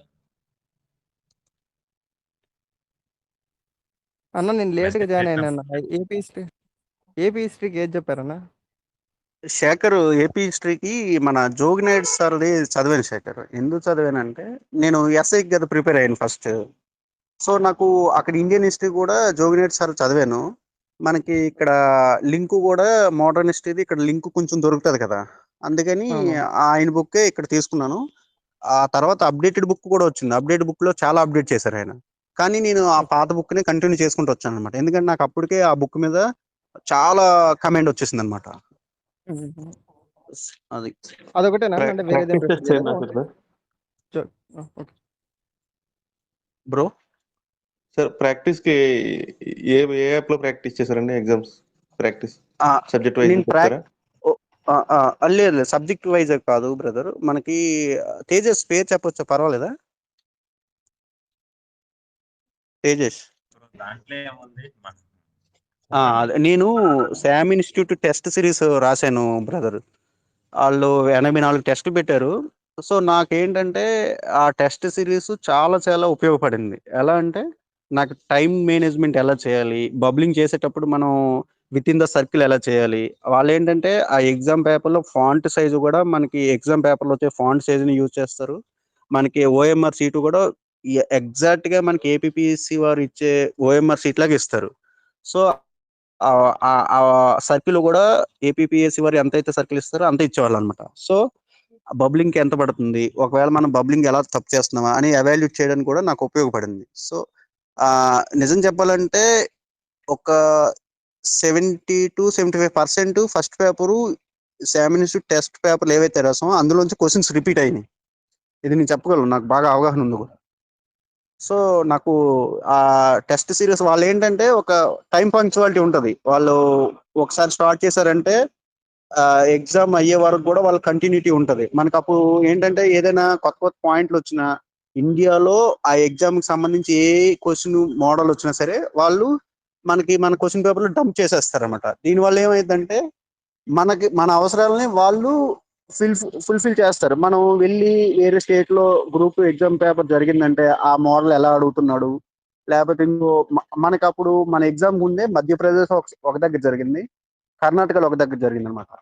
సో కర్ణాటకలో వాళ్ళు వాళ్ళ బోర్డు వాళ్ళు అడిగిన మోడల్ని కూడా ఇక్కడ తీసుకొచ్చి డంప్ చేశారనమాట ఆ క్వశ్చన్ పాలిటీలో. ఎకానమీలో మనకి ఎకానమీ సైన్స్ అండ్ టెక్నాలజీలో మధ్యప్రదేశ్లో గ్రూప్ 1 జరిగింది. ఆ మోడల్ కూడా ఇక్కడ తీసుకొచ్చి డంప్ చేశారనమాట. సో దీనివల్ల ఏమైందంటే ఆ క్వశ్చన్ కొత్త ప్యాటర్న్, క్వశ్చన్ ఫ్రేమింగ్ కొత్తగా ఎలా వస్తుంది అనేది కూడా వాళ్ళు మనకి చూపించడం వల్ల ఓహో ఈ రకంగా కూడా క్వశ్చన్ అడిగే అవకాశాలు ఉన్నాయి, ఇలా అడిగితే మనకి క్వశ్చన్ ఏ విధంగా చేయాలనేది కూడా మనకి అవగాహన వస్తుంది అనమాట. మీకు ఒక ఎగ్జాంపుల్ చెప్తా. ఒకసారి క్వశ్చన్లోనే ఈ క్రింది వాటిలో ఎన్ని తప్పు ఉన్నాయి అని వచ్చి ఆ క్వశ్చన్ అడిగి కిందని ఆప్షన్స్ ఇచ్చి మళ్ళీ కిందని ఈ పై వాటిలో ఎన్ని సరైనవి అన్నాడు. ఫస్ట్ లో మనం ఏమనుకుంటాం, పై వాటిలో సరైనవి అనేది కింద చూస్తాం, కానీ సరైనవి అనేది కిందది ఏంటి, పైన ఆల్రెడీ అడిగాడు ఎన్ని తప్పు ఉన్నాయి అని. ఆ తప్పు ఉన్నాయి ఎన్ని సరైనవి అన్నాడు. నేను ఫస్ట్ సార్ అడిగినప్పుడు తప్పు చేశాను ఆన్సర్. నేను క్వాలిటీ సార్కి ఫోన్ చేసి అడిగితే ఆ పైన ఎన్ని తప్పు ఉన్నాయని అడిగాడు, ఆ తప్పు ఉన్నాయే ఎన్ని సరైనవి అని అడిగాడు. నువ్వు సరైనవి అనేవి తప్పుని ఎంచుకుంటే సరైనవి అవుతాయని అప్పుడు ఎక్స్ప్లెయిన్ చేశారనమాట. సో ఆ క్వశ్చన్ ఫ్రేమింగ్ మధ్యప్రదేశ్లో అడిగాడు ఫస్ట్. అది అప్పుడు గ్రూప్ 1 జరిగింది మన ఎగ్జామ్ ముందు. సో అలాగే మనకి వీళ్ళు ఏంటంటే ఇండియాలో ఎక్కడ ఏ ఎగ్జామ్ ప్యాటర్న్ కొత్త క్వశ్చన్ వచ్చినా ఆ క్వశ్చన్ తీసుకొచ్చి మనకు డంప్ చేస్తారన్నమాట. అది నాకు బాగా ఉపయోగపడింది. సో మనకి ఇంకొకటి ఏంటంటే వీళ్ళు టెస్ట్ సిరీస్ మనం రాసి బయటకు వచ్చి రూమ్ లో అడుగు పెడతాం అనగానే ఎక్స్ప్లెనేషన్ వీడియోస్ వెంటనే అప్లోడ్ చేసేస్తారు. సో మనకి ఆ క్వశ్చన్ ఎప్పుడైతే ఆ paper first paper 150, second paper 150 ఆ ఎక్స్ప్లెనేషన్ వీడియోస్ మన క్వశ్చన్ పేపర్ దగ్గర పెట్టుకొని చూస్తామో మనకు వచ్చిన క్వశ్చన్స్ మీద ఇంకా కమెంట్ పెరుగుతుంది. రాని వాటిని మన క్వశ్చన్ పేపర్ల దగ్గర అప్డేట్ చేసుకోవడం కానీ ఆ సబ్జెక్ట్ బుక్స్ లో అప్డేట్ చేసుకోవడం కానీ మనకి ఈజీ అవుతుంది అనమాట. సో కొత్త పాయింట్లు కూడా ఆ రకంగా యాడ్ అవుతుంటాయి. పైగా మనం మనకు వచ్చిన సిలబస్ ని ఇంకోసారి క్లాసుల ఎక్స్ప్లెనేషన్ వీడియో రూపంలో చూసినప్పుడు మనకి వాటి మీద ఇంకా కొంచెం గ్రిప్ పెరుగుతూ ఉంటది కదా. సో ఈ రకంగా నాకు శామ్ ఇన్స్టిట్యూట్ టెస్ట్ సిరీస్ అనేది చాలా చాలా బాగా ఉపయోగపడింది. నాకనే కాదు, మన వాళ్ళు చాలా మంది రాశారు ఇక్కడ. మోర్ దెన్ 2500 మంది అందరూ రాశారు. అది బ్రదర్, మీకు క్లియర్ అయింది అనుకుంటాను. Thank you.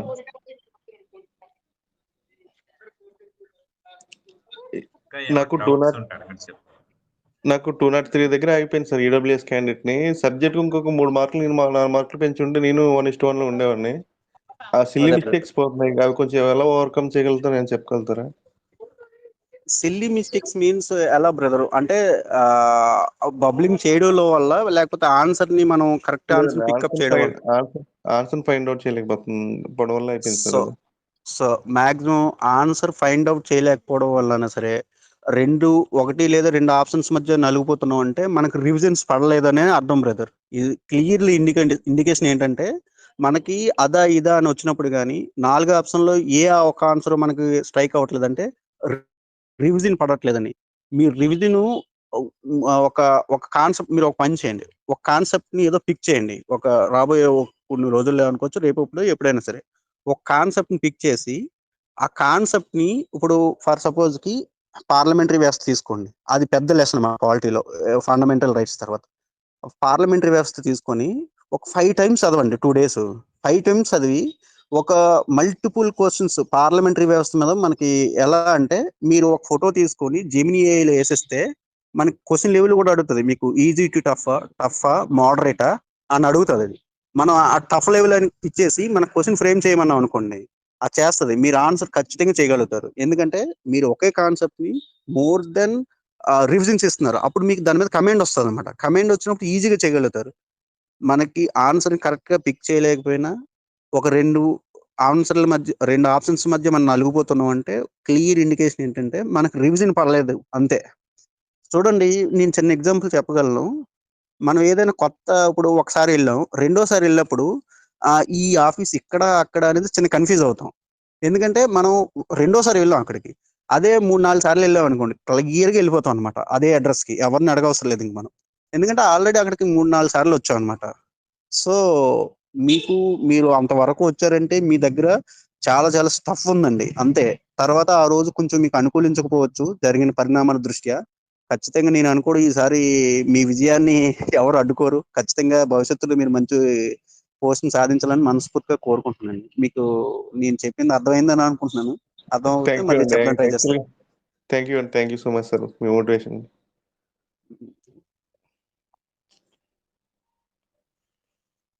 ఒకటే సార్, రివిజన్. నేను ఎన్నిసార్లు చెప్పిన ఈ పదాన్ని చెప్పడానికి వెనకాడను అనమాట. మీరు ఎన్నిసార్లు రివిజన్ ఇస్తే అంత మంచిది అనమాట. చూడండి, మనం ఒక పప్పు రుబ్బితే ఫస్ట్ అది చాలా గట్టిగా ఉంటుంది, చివరికి వచ్చేటప్పటికి మెత్తగా అయిపోద్ది. దాన్ని మనం ఎలాగైనా యూస్ చేసుకోవచ్చు అనమాట. గారెలు వేసుకోవచ్చు, పునుకులు వేసుకోవచ్చు, పకోడీ వేసుకోవచ్చు, ఏదైనా చేయొచ్చు. సో అలాగే మనం సబ్జెక్ట్ని కూడా పిండి చేసేయాలండి. ఎన్నిసార్లు ఒక సబ్జెక్ట్కి ఒకటే బుక్, మోర్ దెన్ రివిజన్స్. ఎంత టైం పట్టినా పర్లేదు, రివిజన్. మీ దగ్గర లిమిటెడ్ బుక్స్ ఉండాలి, మోర్ రివిజన్స్ ఉండాలి అంతే.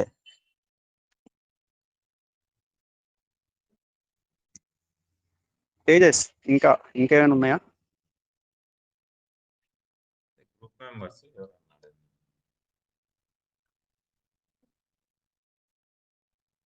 బ్రదర్ ఇంకొకటి ప్రిలిమ్స్ అంటున్నారు. ప్రిలిమ్స్ కి నాకు తెలిసి ఏ బుక్ తీసుకున్నా సరిపోతుంది. దాని గురించి చెప్పండి ఒకసారి. ప్రిలిమ్స్ కి జాగ్రఫీ బుక్.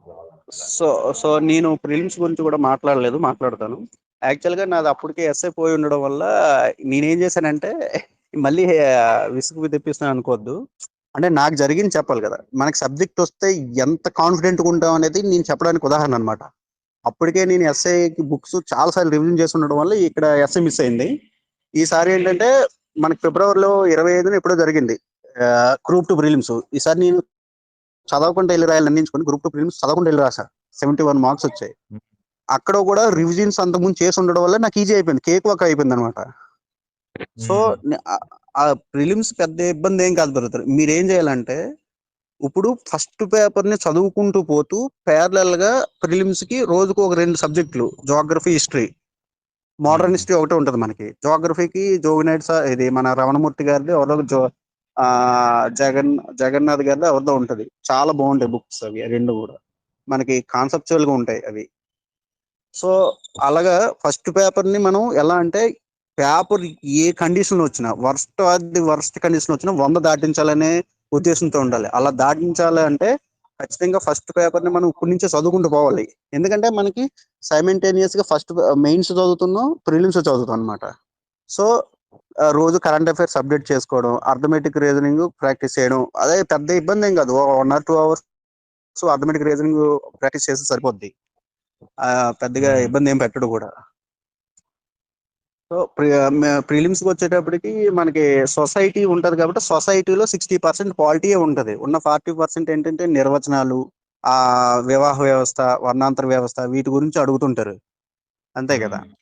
సో ఆ 40% మనం కాదనుకున్న సొసైటీ కూడా కరెంట్ అఫైర్స్ లో భాగంగానే అడిగేసాడు లాస్ట్ టైం. ఈసారి కూడా అలా అడిగే అవకాశం ఉంటది కాబట్టి సొసైటీలో జరుగుతున్న పరిణామాలు, సెంట్రల్ గవర్నమెంట్ కానీ స్టేట్ గవర్నమెంట్ కానీ సొసైటీ పరంగా అంటే ఆ ఏవైనా పాలసీలు తీసుకొస్తుందా, లేకపోతే ఏదైనా నిర్ణయాలు తీసుకొని పథకాలు ప్రవేశపెట్టిందా, మనం అప్డేట్ చేసుకుంటూ పోతే సరిపోద్ది.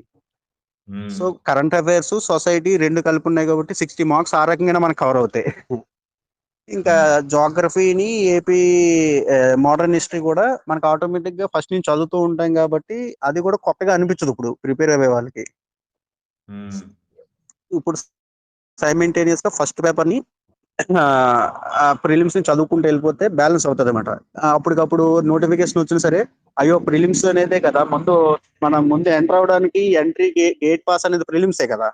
సో అప్పుడు భయపడకుండా ఉండాలంటే డైలీ ఒక 2 సబ్జెక్టులు పెట్టుకొని ఏ మోడర్న్ హిస్టరీ, జోగ్రఫీ చదివేసుకున్నాం అనుకో 60 మార్క్స్ కవర్ అవుతాయి అక్కడ మనకి. సెక్యూర్ అనమాట. అవి చేంజ్ సబ్జెక్ట్ లో వాల్టైల్ ఏం మార్పు కూడా ఉండదు కదా తేజస్. అందులో పెద్దగా ఏమి అప్డేట్లు వచ్చేవి కరెంట్ గా ఏమి ఉండవు కాబట్టి నీకు ఇంకొక ప్లస్ పాయింట్ ఏంటంటే modern history, Indian modern history చదవడం వల్ల మనకి ఏపీ హిస్టరీలో కొంచెం మనకి చాలా వరకు కవర్ అవుతాయి. ఒక 20-30% కవర్ అవుతుంది పేర్లు కానీ ఇవన్నీ కూడా. సో సైమెంటేనియస్ గా ప్రిలిమ్స్ కూడా చదువుకుంటూ వెళ్ళిపోతూ కరెంట్ అఫైర్స్ డైలీ మనం నోట్స్ పెట్టుకొని రాసుకోవాలి. ఎవరి మీద డిపెండ్ అవ్వకుండా మన సొంత డిటెక్షన్ కూడా కొంచెం ఉండాలి. ఉంటే ఒక కరెంట్ అఫైర్స్ ఛానల్ ఏదో ఒక దాన్ని ఫాలో అయిపోతే అవి కూడా అప్డేట్ చేసుకుంటూ వెళ్ళిపోతే ఆ ప్రిలిమ్స్ కూడా ఈజీగా క్వాలిఫై అయిపోవచ్చు, పెద్ద ఇబ్బంది కాదు. ఫస్ట్ పేపర్ ని మాత్రం చాలా త్వరగా చదువుకొని అది మన ఎట్టి పరిస్థితుల్లో కూడా ఫస్ట్ పేపర్ ని 110, 120 దాటించేసామంటే మన సెకండ్ పేపర్ లో ఆడుతూ పాడుతూ ఒక 80, ఒక 90 చేసుకుంటే మనకు 210 దాటేస్తుంటాయి. అంటే పేపర్ ని బేస్ చేసుకునే స్కోర్ ఉంటది. బట్ ఫస్ట్ పేపర్ మాత్రం మన చేతుల్లో ఉంటది. సెకండ్ పేపర్ మన చేతుల్లో ఉండొచ్చు, ఉండకపోవచ్చు. అది ఫస్ట్ పేపర్ మాత్రం ఎప్పుడు మన చేతుల్లోనే ఉంటది. ఎంత టఫ్ వచ్చినా స్కోర్ చేయొచ్చు. అవును. ఇప్పుడు ఎస్ఐలో అర్థమెటిక్ పేపర్ ఎలాగో అర్థమెటిక్ వచ్చినోడికి ఎస్ఐ ఈజీగా వచ్చేస్తుంది, అందులో అనుమానం లేదు. అలాగే ఈ గ్రూప్ 2 లో కూడా ఫస్ట్ పేపర్ ఎవరైతే 100, 110, 120 దాటించేస్తారో ఇంకో 120 దాటించాడంటే వాడికి నచ్చిన పోస్ట్ వచ్చేస్తుంది కదా తేజస్, తెలుసు కదా ఇంకా. అవును. ఎందుకంటే సెకండ్ పేపర్ అందరికీ ఈక్వలే, ఒకరి ఎక్కువ ఒకరు తక్కువ అని ఏం లేదు. ఫస్ట్ పేపర్ లో ఎవరైతే డిఫరెన్స్ చూపిస్తారో వాడిదే ర్యాంకు, వాడిదే జాబు. మన బ్రదర్ ఇప్పుడు ఈడబ్ల్యూఎస్ లో 203 వచ్చాయి అన్నారు. ఆయన నాకు తెలిసి ఫస్ట్ పేపర్ లో కొంచెం తగ్గు ఉండాలి. ఫస్ట్ పేపర్ బాగానే వచ్చినాయి సార్, 107 వచ్చినాయి. సెకండ్ పేపర్ 95 వచ్చినాయి. సెకండ్ పేపరే బాగా వచ్చాయి బ్రదర్, ఇంకా 95 అనేది. మీరు ఫస్ట్ పేపర్ లో ఇంకా ఒక 5-6 మార్కులు కవర్ చేసి ఉంటే ఇంకా మీరు కూడా అవును సార్. ఎందుకంటే ఫస్ట్ పేపర్ ఇంకా బయటకు రాలేకపోతున్నా ఇంకా నుంచి, కానీ ఇంకా ప్రిపరేషన్ ఇంకా ఫుల్ గా షాక్ లో ఇంకా బయట రాలేకపోతున్నా. అవును బ్రదర్. ఏం కాదు బ్రదర్, మీరు అంతవరకు వచ్చారంటే డెఫినెట్ గా నెక్స్ట్ మీరే, ఇంకా అందులో అనుమానం లేదు. ఎందుకంటే ఇప్పుడు మీ అందరికి ఇప్పుడు లాస్ట్ వీక్ వరకు మన అందరం ఒకటే, మన అందరి ప్రిపరేషన్ లో ఎవరూ హెల్ప్ చేయలేదు. కానీ ఈసారి మీకు హెల్ప్ చేయడానికి మీ అందరూ ఉన్నాం, అది మాత్రం మీరు ఎప్పుడు గుర్తుపెట్టుకోండి. అవతల ఆర్టీసీ ఉంది, అవతల టైగర్ ఫోర్స్ ఉంది. మీరు ఎప్పుడైనా మా నెంబర్కి ఫోన్ చేయొచ్చు. ఎందుకంటే మనం అందరూ అదే స్థితిలో నుంచి వచ్చాం. కాకపోతే ఒక మార్క్ వల్ల మేము ఇటు ఉన్నాం, ఒక మార్క్ వల్ల మీరు అటు ఉన్నారు. అంతే తప్ప కానీ నాలెడ్జ్ లో కానీ టాలెంట్ లో కానీ మీకు మాకు డిఫరెన్స్ లేదే లేదు. ఇన్ కేస్ మీకే ఎక్కువ ఉండొచ్చు, కాకపోతే మాకు ఆ రోజు అనుకూలించింది అంతే. Thank you sir. Brother okay ఇంకొకటి, మన తేజస్. రదీప్ ఆ ఎస్ఐ ఎగ్జామ్ కూడా జస్ట్ ఒక మార్కు ఏమో మిస్ అయింది. అది మిస్ అవ్వడం వల్ల ఇప్పుడు ఇంత మంచి పోస్ట్ వచ్చింది. మీరు కూడా ఒక జూనియర్ అసిస్టెంట్ వచ్చింటే నెక్స్ట్ డీడీలు ఎస్ఆర్లు రావేమో, అది మీకు మంచిగా జరిగింది. ఏదైనా మన మంచిగా బ్రదర్. కాకపోతే అప్పుడున్న సిచ్యువేషన్ కి ఏంటంటే మనం మనతో ఉన్న వాళ్ళు ఒక స్థాయికి వెళ్ళారు, మనం వెళ్ళలేకపోయాం అనే బాధ ఉంటది. ఆ బాధ నుంచి ఎంత త్వరగా మనం బయటకు వస్తాం అనేదే మన సక్సెస్ కి ఇంకో స్టెప్ ముందుకు వెళ్ళిపోతాం అనమాట. ఎందుకంటే మిగతా వాళ్ళకి మనకి తేడా ఏంటంటే మెంటల్ స్ట్రక్చర్ మనం చాలా స్ట్రాంగ్ ఉండాలి బ్రదర్. మన మెంటల్ గా ఎంత స్ట్రాంగ్ గా ఉండాలంటే వేరే కూడా మనం డిస్టర్బ్ చేయలేనంత. సో అంత స్ట్రాంగ్ గా ఉన్నప్పుడే మనం ఇది ఏ ఫీలింగ్స్ కి లొంగవు అనమాట మనం. అది హ్యాపీనెస్ అవ్వచ్చు, బాధ అవ్వచ్చు. సో మీరు 203 మార్కులు వచ్చాయి అంటే అది నాట్ ఏ ఈజీ. మీ దగ్గర చాలా చాలా సబ్జెక్ట్ ఉంది. కాకపోతే ఈసారి దాన్ని ఎలా అంటే ఒక లైన్ పెట్టండి. ఈసారి బుక్స్ ఎక్కువ చదివి ఉన్నారు అనుకోండి, తక్కువ బుక్స్ చేయండి. తక్కువ రివిజన్ చేశారనుకోండి, ఎక్కువ రివిజన్ చేయండి. ఈసారి ఏంటంటే మీ రిజల్ట్ మీరు కాకుండా ఈ ప్రపంచం ముందు తెలుసుకోవాలి. నేను ఎస్ఐ మిస్ అయిన తర్వాత నేను ఒక కొటేషన్ రాసుకున్నాను. ఇప్పుడు మీకు ఒక్క నిమిషం, నేను తేజస్ ఇప్పుడు షేర్ చేయొచ్చు కదా ఇక్కడ? నేను చేస్తాను, ఒక్క నిమిషం. నాకు ఎలా అంటే ఎస్ఐ మిస్ అయిన తర్వాత నేను ఒకటి రాసుకున్నాను. ఈసారి నాకు గట్టి దెబ్బ తగిలింది, ఈసారి ఏపీపీఎస్సీకి గట్టి దెబ్బ తగులుతుందని రాసుకున్నాను నేను. Thank you. నిజం, మీకు చూపిస్తా. Couple of minutes. నేను ఆ డేట్ కూడా మీకు ఉంటది. ఇంకొక విషయం ఏంటంటే నాకు ఎస్ఐ ట్రైనింగ్ మా ఫ్రెండ్స్ అయిపోయే లోపు నాకు జాబ్ రావాలి, గ్రూప్ 2 కొట్టేయాలని రాసుకున్నాను. నిజానికి వాళ్ళ ఎస్ఐ ట్రైనింగ్ ఫిబ్రవరిలో అయింది. ఫిబ్రవరి ఎండింగ్ నాటికి వాళ్ళకి స్టార్ సెరమనీ ఉందన్నమాట. అప్పటికి మనకి ఎగ్జామ్ అయిపోయింది. నేను కీ చూసుకోవడం వల్ల నాకు జాబ్ వచ్చేస్తుందని తెలుసు అనమాట. ఇంకా అన్ని మార్క్స్ వచ్చినప్పుడు. సో నిజానికి నేను అనుకున్న విషయం కూడా ఫుల్ఫిల్ అయ్యింది.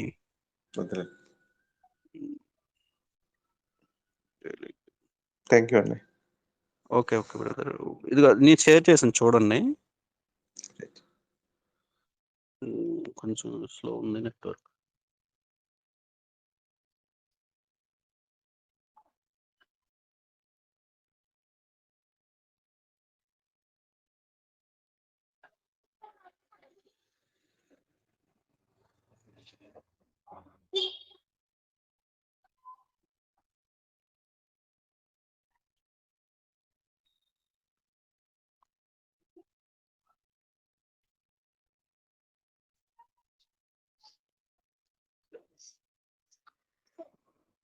బ్రదర్ ఇప్పుడు మీరు 203 అన్నారు కదా, మీకోసం స్పెషల్ గా ఇక ఇప్పుడు నేను షేర్ చేసేది ఇది మీకోసమే. ఎందుకంటే నేను కూడా ఇది ఫేస్ చేశాను కాబట్టి.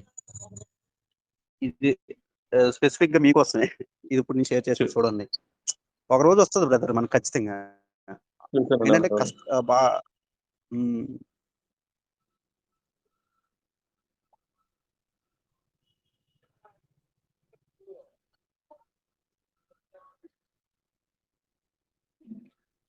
మీరు ఏ సమయంలో కూడా మీ కాన్ఫిడెన్స్ ని లో చేసుకోవద్దు. మనకి ఒక నెలకి 2 నెలలకు ఒకసారి స్ట్రెస్ వస్తుంది. ఆ స్ట్రెస్ వచ్చినప్పుడు చదవకుండా ఏం చేయాలనిపిస్తే అది చేయండి. చదవాలనిపిస్తే చదవండి, స్ట్రెస్ వచ్చినప్పుడు ఎలాగ చదవండి. తిరగాలనిపిస్తే తిరగండి, తినాలనిపిస్తే తినగండి, పడుకోవాలనిపిస్తే పడుకోండి. ఆ స్ట్రెస్ రిలీఫ్ అయిపోయిన తర్వాత మనకు వచ్చే మళ్ళీ ఇంట్రెస్ట్ వేరే లెవెల్ ఉంటది. అవునండి. సో మీరు ఫీల్ అవ్వద్దు. ఖచ్చితంగా నెక్స్ట్ లిస్ట్ లో మీదే టాప్ ఉంటది ఇంకా. Thank you sir. Thank you. ఎందుకంటే మీ అందరికి సపోర్ట్ గా ఈసారి మేము ఉన్నాం కాబట్టి. అవునండి. తేజస్ ఇంకా ఏమైనా ఉన్నాయా? ఇంకా మన వాళ్ళ గ్రూప్ మెంబర్స్ మీకు ఏమైనా డౌట్ ఉంటే అడగండి, లేదంటే మెసేజ్ చేయండి.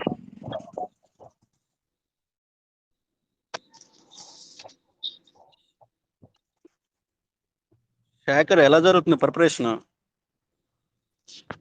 నా పర్లేదు, స్టార్ట్ చేశాను. ఇప్పుడు ఎకానమీ అన్ని స్టార్ట్ చేశాను. కరెంట్ అఫైర్స్ చూసుకుంటూ హ్యాపీ చేసుకుంటూ. బ్రదర్ ఇక్కడ అది ఇంకో విషయం చెప్పాలంటే శేఖర్ కూడా చాలా తక్కువలో మిస్ అయ్యాడు అన్నమాట. 207 ఎన్నో వచ్చాయి. తను 210 వచ్చిన రోజు 210 కదా శేఖర్. 210 సో మనోడు వచ్చాడు, మిస్ అయ్యాడు. అక్కడ మిస్ అయినా సరే ఒక 1 డే బాధపడ్డాడు. తర్వాత మళ్ళీ బ్యాక్ టు ప్రిపరేషన్ అనమాట. అంత మోటివేషన్ ఉండాలి మనకి. మనం దెబ్బతింటాం, మళ్ళీ లెగాలి. లెగిస్తేనే మిగతా వాళ్ళకంటే మనం ముందు ఉంటాం అనమాట. సో ఒక్కొక్కసారి మన నోటుకు వచ్చిన దగ్గర పడిపోద్ది. ఎలా అంటే చిన్న ఎగ్జాంపుల్ చెప్తా, వివేకానందుల వారు చెప్పినవి ఎగ్జాంపుల్ చెప్తా. ఒకసారి ఒక ఆకలితో ఒక వ్యక్తి ఆ ఆ, వివేకానందుల వారు మామిడి పళ్ళు ఏవో పంచుతున్నారని, తనకు ఆకలేస్తుందని వెళ్తాడు అన్నమాట. వెళ్తే చాలా పెద్ద లైన్ ఉంటది. పెద్ద లైన్ ఉంటే ఈ కుర్రవాడు నుంచొని ఉంటాడు. నుంచొని ఉంటే తిను టైం వచ్చేటప్పటికి ఒక పండు ఇస్తారు వివేకానందుల వారు. అది తినే టైంకి తన చెయ్యి తగిలి, ఆ కుర్రవాడి చెయ్యి తగిలి కుళ్ళిగాతల కాలువలో పడిపోద్ది అనమాట. సో ఆయన వెంటనే మళ్ళీ వెనక్కి తిరిగి, ఏంటి స్వామి మీరు ఇంతసేపు నేను లైన్లో ఉన్నాను, ఎంత ఆకలితో ఉన్నాను, ఆకలితో ఉంటే నా చెయ్యి నాకే తగిలి మళ్ళీ పడిపోయింది, ఇంకొక పండు ఇవ్వండి అంటే మళ్ళీ లైన్లోకి వెళ్ళి నుంచోమంటాడు అనమాట. అదేంటి, నేను ఇప్పటికే ఆకలేస్తుంది, చాలాసేపు నుంచి నుంచుంటే ఇప్పుడు వచ్చింది అవకాశం, మళ్ళీ మీరు వెళ్ళి వెనక్కి నుంచోమంటున్నారు అంటే, లేదు నువ్వు వెనక్కి వెళ్ళి నుంచో అని చెప్తారనమాట. సో అప్పుడు ఆ ఆ పిల్లవాడు వెళ్ళి మళ్ళీ వెనక్కి నుంచుంటాడు. వెనక్కి నుంచుంటే తన టైం వచ్చినప్పుడు పండు ఇస్తారు. ఈసారి ఆ పండు తింటే తనకి ఎంతో అద్భుతమైన పండు అనమాట. దాని రుచి అంతకుముందు ఆ బాలుడు, ఆ చిన్నపిల్లాడు ఎప్పుడు చూసుండడు. సో అప్పుడు వివేకానందుల వారిని మళ్ళీ కుర్రవాడు అడుగుతాడు, అదేంటి స్వామి ఇందాక పడిపోయినట్టు ఇచ్చేస్తే సరిపోను కదా, ఇప్పుడు ఎందుకు ఇచ్చారంటే, నువ్వు ఇందాక నీకు చేతికి ఇచ్చింది అది కుళ్ళిపోయిన పండు. సో నీకు ఆ టైంకి ఆ పండు అందకూడదని భగవంతుడు నీ చేయిని నీకు తగిలించి కింద పడేసేలా చేశాడు. ఇప్పుడు నీకు వచ్చిన పండు మహా అద్భుతమైన పండు, నీకు ఇవ్వాల్సిన టైంకి ఇంకా అది మా తోటలో పండుతుంది, ఇప్పుడు నీ చేతికి వచ్చింది. ఇప్పుడు దీని దీని ఒక రుచిని ఇప్పుడు ఆస్వాదించిన ఆయన దీవించి పంపిస్తారన్నమాట. సో ఒక్కొక్కసారి మనం ఎక్స్పెక్ట్ చేస్తాం, ఈ జాబ్ వస్తే నా జీవితం సెట్ అయిపోద్ది కదా, ఈ పని జరిగితే మనకు మంచి జరుగుతుంది కదా అని.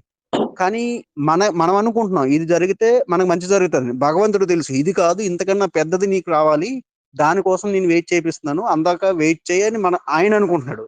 సో మనకు తెలియదు ఆ విషయం. సో మీకు ఈ రోజు మంచి జరగలేదని మనం అనుకుంటున్నాం, కానీ మీకు మంచి జరిగే వచ్చే రోజు ఒక రోజు వస్తుంది చూడండి, మనం ఊహించిన మంచి జరుగుతుంది అనమాట. నాకు సచివాలయం వచ్చుంటే 2 మార్కులు తక్కువ వచ్చుంటే సచివాలయం ఎంప్లాయ్ గానీ ఉండిపోదునేమో.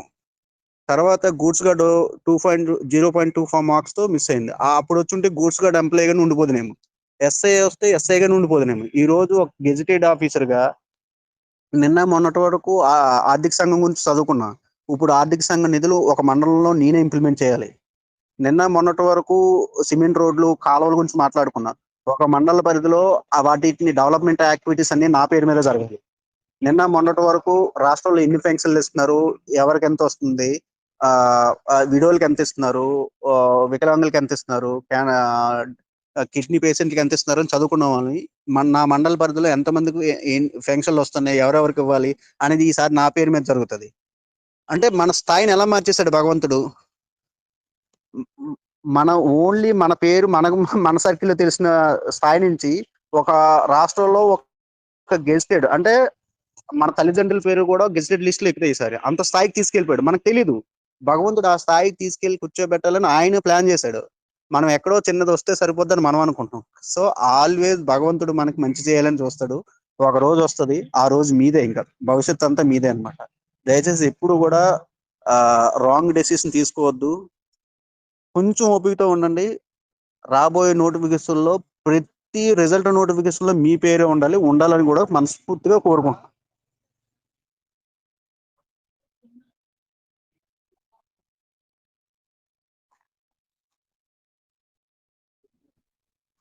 అన్నా ఈసారి ఎప్పుడైనా డల్ అనిపిస్తే నీకు ఫోన్ చేస్తాను, నాకు ఇట్లాంటివి చెప్పాలి నువ్వు.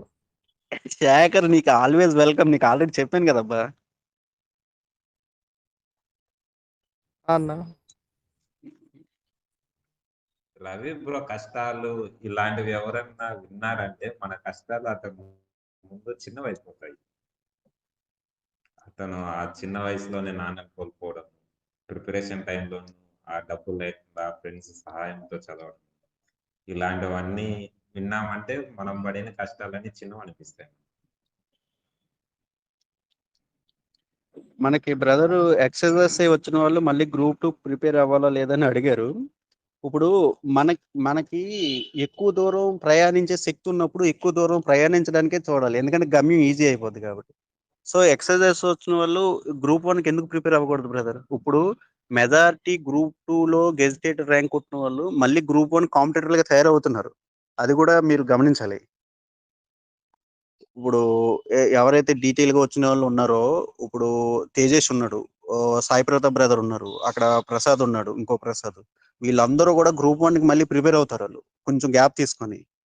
సో గ్రూప్ 1 అనేది ఇప్పుడు గ్రూప్ 2 స్థాయిలో మన మండల స్థాయిలో సర్వీస్ చేయగలిగితే గ్రూప్ 1 అనేది ఒక డిస్ట్రిక్ట్ స్థాయిలో కానీ ఒక ఒక రెవెన్యూ డివిజన్ పరిధిలో కానీ మనం సేవ చేసే అవకాశం వస్తుంది.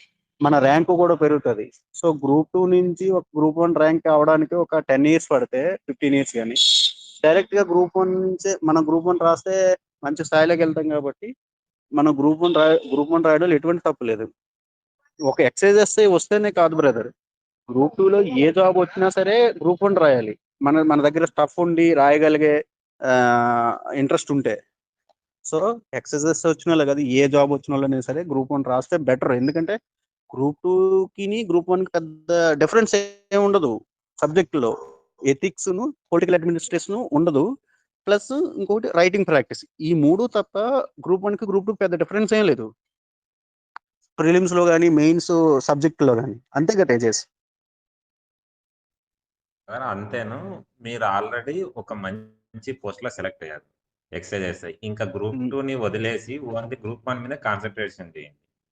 అవును, నేను అతనికి చెప్పాలనుకుంటున్నాను. ఇంకా చాలు. గ్రూప్ 2లో ఆ డిటి అంటున్నారు, ఆ డిటిలో మీరు తహసీల్దార్ అవడానికి ఈజీగా ఒక 10 ఇయర్స్ పడుతుంది. ఏఎస్ఓ వచ్చినా కూడాను, మా పెద్ద బ్యాచ్ మాది వచ్చింది 15 ఇయర్స్ కి మీరు ఎస్ఓ అయినా కూడాను ఆశ్చర్యం లేదు. ఇలా ఏ పోస్ట్ తీసుకున్నా కూడాను స్టాగ్నేషన్ అయిపోతున్నాయి ప్రమోషన్స్. సో మీరు ఇంకా గ్రూప్ 2కి అస్సలు ప్రిపేర్ కాకుండా 100% జీవన్ గ్రూప్ 1కి ప్రిపేర్ అవ్వండి.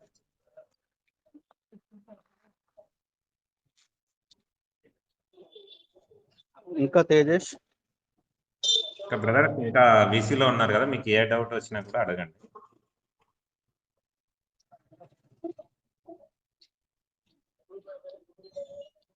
లేకుంటే వీసీ క్లోజ్ చేస్తాం ఒక 5 minutes. ఏమైనా డౌట్స్ ఉన్నాయేమో అడగండి.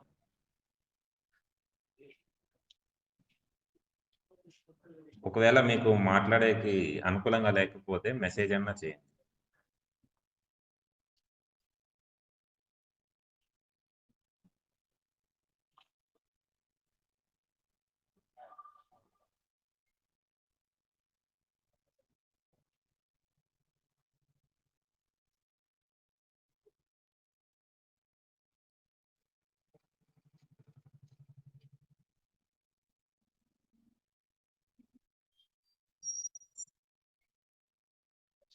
టైప్ చేస్తున్నారు బ్రో, ఒక నిమిషం. ఓకే తేజ. శేఖర్ ప్రిపరేషన్ బాగా జరుగుతుందా? ఉన్నాడా, వెళ్ళిపోయాడా? ఓకే, వెళ్ళినట్టు. ఓకే.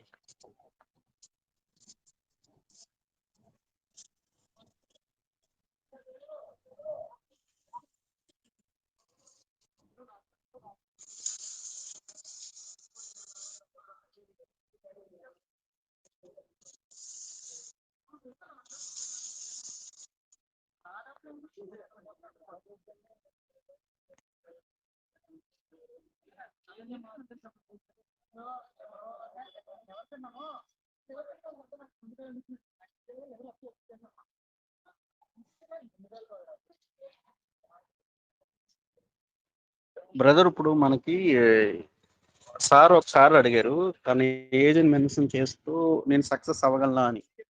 బ్రదర్ ఇప్పుడు మీకు ఏదో ఒకటే కనబడుతుంది, కానీ ఏది తీసేయండి మైండ్ లోంచి. ఇక్కడ ప్రెసెంట్ గ్రూప్ 2లో సక్సెస్ అయిన వాళ్ళు ఏవో 45 ఇయర్స్ ఉన్న వాళ్ళు కూడా ఉన్నారు. విత్ ఏంటి, వాళ్ళ ఫ్యామిలీ స్ట్రగుల్స్ తో కూడా. అంటే వాళ్ళ లక్ష్యం పట్ల చాలా డిటర్మైన్ తో ఉన్నారు. అప్పుడు ఇవేమి రావు బ్రదర్. ఖచ్చితంగా సాధించాలనే దృఢ సంకల్పం ఉన్నప్పుడు మన లక్ష్యం పట్ల తప్ప మిగతా వాటికి దేని మీద కూడా ఫోకస్ ఉండదు అనమాట. ఇప్పుడు మీకున్న ప్లస్ పాయింట్ ఏంటంటే మీరు చాలా దగ్గరికి వచ్చి మిస్ అయి ఉండొచ్చు, లేదా చాలా ఎగ్జామ్స్ రాసి ఉండొచ్చు. మిగతా వాళ్ళకి మీకు ఫెచ్చింగ్ ఏంటంటే మీకు ఎగ్జామ్ని ఎలా రాయాలో తెలుసు, ఎగ్జామ్ స్ట్రెస్ని ఎలా తీసుకోవాలో తెలుసు. ప్రిపరేషన్ కొత్తగా స్టార్ట్ చేయవసరం లేదు, జీరో నుంచి స్టార్ట్ చేయవసరం లేదు, ఉన్నదాన్ని రివిజన్ చేస్తే సరిపోద్ది. సో ఇన్ని benefits, plus points, positive things మీకు ఉన్నాయి కాబట్టి రాబోయే నోటిఫికేషన్లో మీ లిస్ట్లో మీ పేరు ఉండడానికి 100% ఖచ్చితంగా అవకాశం ఉంది బ్రదర్. దయచేసి ఫ్యామిలీ స్ట్రగుల్స్ అంటారా బ్రదర్, ఫ్యామిలీ స్ట్రగుల్స్ నేను చెప్పడం స్టార్ట్ చేస్తే చాలా ఉంటాయి, వద్దు. ఫ్యామిలీ స్ట్రగుల్స్ ఉంటాయి, మనకు ఉండాలి కూడా. ఉన్నప్పుడే కదా మనం సాధించడానికి అవే సోపానాలు, అవే స్టెప్స్. ఎందుకంటే ఒక్క సక్సెస్ మన స్ట్రగుల్స్ అన్ని తీసి పాడేస్తుంది బ్రదర్. నేను చిన్న ఎగ్జాంపుల్ చెప్తా, నాది కాదు. నిన్న మాకు శామ్ ఇన్స్టిట్యూట్లో ఫెలిసిటేషన్ జరిగింది. వాళ్ళు ఆయన కోఆపరేటివ్లో సబ్ రిజిస్టర్గా సెలెక్ట్ అయ్యారు. ఆయన వాళ్ళ నాన్నగారు ఈ క్వారీలో బండలు కొట్టడానికి వెళ్ళేవారంట. వాళ్ళ అమ్మగారికి ఆయనకి 2 చెల్లెళ్ళు, ఒక వ్యక్తి ఈయన. సో వాళ్ళ చెల్లెళ్ళు ఇద్దరు, ఇంకా ఒకరికి పెళ్ళి అయింది, ఒకరికి పెళ్లి కాల. వీళ్ళ అమ్మగారికి చెల్లి పుట్టగానే 2 కళ్ళు పోయాయి అనమాట. అప్పుడు ఆవిడ అలాంటి వ్యక్తి, వాళ్ళ ఇంట్లో వాళ్ళ నాన్నగారు ఒకరే కష్టపడేవాడంట. వాళ్ళ నాన్న నిన్న మాట్లాడుతూ ఏడ్చేసాడు. నేను మా అబ్బాయిని తిట్టేవాడిని, నాతో పాటు రాళ్ళు కొట్టడానికి వస్తే నాతో పాటు నీకు ఒక 500 వస్తే 1000 రూపాయలు వస్తే మన ఇల్లు గడుస్తుంది కదా, ఒక చెల్లికి పెళ్లి చేసి ఇంకో చెల్లి కూడా పెళ్లి చేయొచ్చు కదా, సమాజం మనల్ని ఎంత అవమానిస్తుంది, మనమే బతకలేకపోతున్నాం, ఒక కమ్మలింట్లో ఉంటున్నాం, పూరుగుడిసలో ఉంటున్నాం అని నిన్న స్టేజ్ మీద చెప్పారనమాట.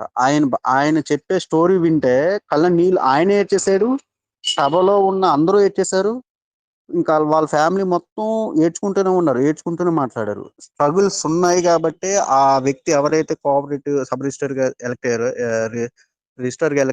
సెలెక్ట్ అయ్యారో, ఆయన ఒక్క సక్సెస్, మీలాగా ఆయన ఏజ్ కూడా 30+, ఇంకా ఎక్కువే. ఆయన ఒకటే గోల్ పెట్టుకున్నారు, సక్సెస్ సాధించడం ద్వారా మాత్రమే మన కష్టాలని, స్ట్రగుల్స్ ని వాష్అవుట్ చేసేయచ్చు. ఇంకా దేని ఒక్క ద్వారా కూడా మనం చేయలేం. సో మీరు కూడా రాబోయే నోటిఫికేషన్లో ఖచ్చితంగా సాధించగలరు. మీకు చాలా పాజిటివ్ పాయింట్స్ ఉన్నాయి సార్. మీరు ఇవేం మనసులో ఏంటంటే మైండ్కి తీసుకోవద్దు, ఓన్లీ ప్రిపరేషన్ మీద మాత్రమే మీరు ఫోకస్ చేయండి దయచేసి. మీ ఏజ్ ఫ్యాక్టర్ మీద కానీ, మన స్ట్రగుల్స్ ఉంటాయి, ఉండడం వల్లే కదా మనలో ఉన్న వాళ్ళు చాలా మంది సాధించడానికి స్ట్రగుల్స్ కూడా వన్ ఆఫ్ ది రీజన్. ఎందుకంటే మనం సాధించడం ద్వారా మన స్ట్రగుల్స్ వాష్అవుట్ అయిపోతాయి. సమాజం మనకి ఈ రోజు వేసే నిందలు రేపు అవే పువ్వులుగా మన మీద పడతాయి ఖచ్చితంగా. సో దయచేసి మీరు చాలా స్ట్రాంగ్ గా ఉండండి. మీకు ఏ అవసరం వచ్చినా ఆర్టీసీ ఉంటది, ఆర్టీసీ బ్యాక్ ఎండ్ లో బ్యాక్ బోన్ అటువంటి టైగర్ ఫోర్స్ కూడా మీకు అండగా ఉంటది.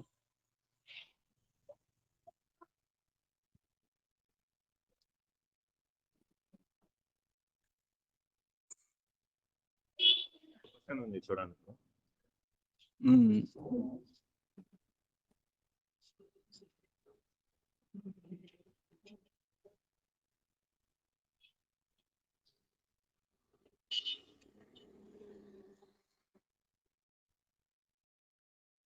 బ్రదర్ ఇప్పుడు ఉస్మాన్ నాయుడు గారు అడిగాడు, third unit much more information ఉందని. బ్రదర్ ఇప్పుడు ఫస్ట్ మనం చదివేటప్పుడు ఏ బుక్ అయినా ఫస్ట్ కొన్ని మెయిన్ పాయింట్స్ ఉంటాయి. ఈ అంటే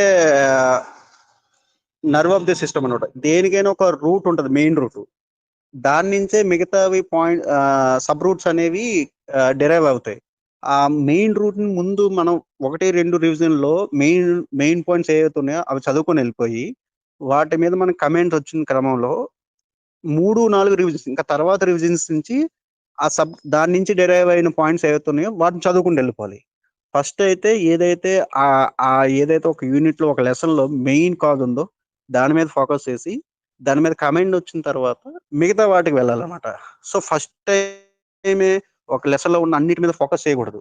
చదవాలి కానీ గుర్తుండేటట్టు కానీ, అండర్స్టాండింగ్ చేసుకునేటట్టు కానీ అవసరం లేదు. ఫస్ట్ ఏదైతే మెయిన్ పాయింట్స్ ఉన్నాయో వాటి మీద ఫోకస్ చేసుకుని వెళ్ళిపోయి, తర్వాత 3-4 రివిజన్స్ లో కానీ మనకి ఎప్పుడైతే కమెంట్ వచ్చిందో ఆ తర్వాత కానీ మిగతా పాయింట్స్ మీద ఫోకస్ చేస్తే అప్పుడు మనకి సబ్జెక్ట్ అనేది బర్డెన్ అనిపించదు. సో మీకు ఉస్మాన్ నాయుడు గారు కొంచెం క్లియర్ అయిందని అనుకుంటున్నాను.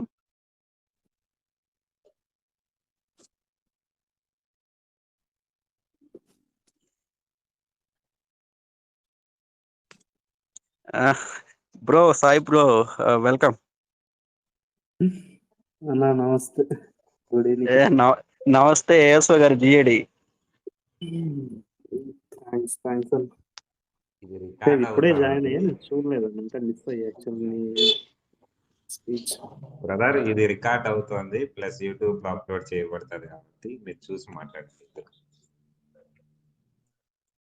ఇప్పుడు తేజస్ బ్రో చెప్పినట్టు కూడా బ్రదర్ ఉస్మాన్ నాయుడు గారు, మనకు ఇప్పుడు నోటిఫికేషన్ ఏం లేదు కాబట్టి జస్ట్ మీరు ఒక పార్ట్ టైం జాబ్ లాగా మనం సెల్ఫ్ ఫైనాన్షియల్ సస్టైన్ అవ్వేలాగా కొంచెం ఏదైనా చిన్న పార్ట్ టైం జాబ్ చూసుకుంటే నోటిఫికేషన్ వచ్చి ప్రిలిమ్స్ డేట్ దగ్గర పడేటప్పటికి మీరు ఫిట్ అవ్వచ్చు. అప్పుడు వరకు కొంచెం ఏదో ఒక 2-3 అవర్స్ కానీ 5 అవర్స్ కానీ ఏదైనా పార్ట్ టైం జాబ్ ఉండేటట్టు చూసుకుంటే మీకు అది యూజ్ అవుతుంది. అప్పుడు ఈ ఫైనాన్షియల్ స్ట్రగుల్స్ అంత ఉండవు, మీకు కూడా కొంచెం స్ట్రెస్ రిలీఫ్ తగ్గుతుంది అనమాట.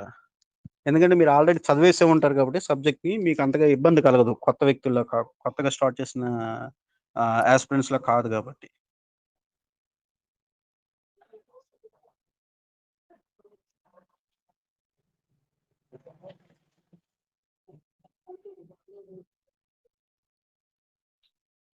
నిజానికి ఉస్మాన్ నాయుడు గారు థర్డ్ ఇయర్ నుంచే మంచి ఇంట్రెస్ట్గా ఉంటుంది ఏపీ హిస్టరీ, భలే చదవచ్చు.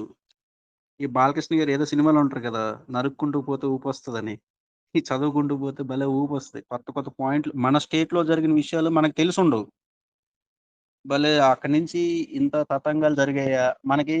దత్తమండలాలు అసలు మనం 1953లో ఆ మన తమిళనాడు నుంచి ఆంధ్ర రాష్ట్రం ఎలా ఏర్పడింది, అంతకుముందు ఆంధ్ర రాష్ట్రం మన తమిళనాడులోకి ఎలా వెళ్ళిపోయింది, ఆ దత్తమండలాలు ఎలా వచ్చాయి, దత్తమండలాలు నిజాం రాజుకి ఎలా వచ్చాయి, నిజాం రాజు మళ్ళీ బ్రిటిష్ వారికి ఎలా ఇచ్చారు, సర్కారీ జిల్లాలు ఎలా కలిశాయి, 1802లో నెల్లూరు చిత్తూరు ఇవి 1802లో తమిళనాడులో కలవడం ద్వారా పూర్తి ఆంధ్రప్రదేశ్ మొత్తం తమిళనాడు ప్రభుత్వంలోకి వెళ్ళిపోవడం, మద్రాసు ప్రభుత్వంలోకి వెళ్ళిపోవడం, ఇదంతా మంచి ఇంట్రెస్టింగ్ ఉంటుంది. మనకి ఇండియన్ హిస్టరీలో అది ఉండదు. సో అక్కడ మనం క్యూరియాసిటీ క్రియేట్ చేసుకుంటే అసలు ఇంత జరిగిన తర్వాత మన వాళ్ళు ఇంత కష్టపడ్డారా అనేది అక్కడ తెలుస్తూ మనం నేర్చుకుంటుంటే మనకి ఇంట్రెస్ట్ పెరుగుతూ ఉంటుంది. అంటే మన రాష్ట్రం గురించి మనమే తెలుసుకుంటున్నాం, మనకి అప్పటి వరకు తెలియని విషయాలు కూడా చాలా తెలుస్తుంటాయి అన్నమాట.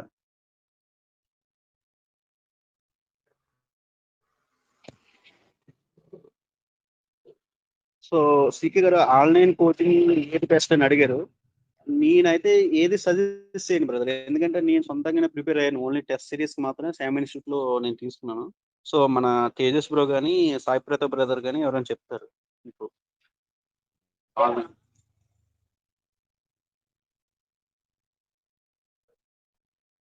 ప్రజెంట్ ఏ ఇన్స్టిట్యూట్ లో కోచింగ్ అన్ని ఇన్స్టిట్యూట్ గురించా సబ్జెక్టులు బాగా చెప్పే ఫ్యాకల్టీ అయితే ఎవరూ లేదు, అదైతే గుర్తు పెట్టుకోండి ఫస్ట్.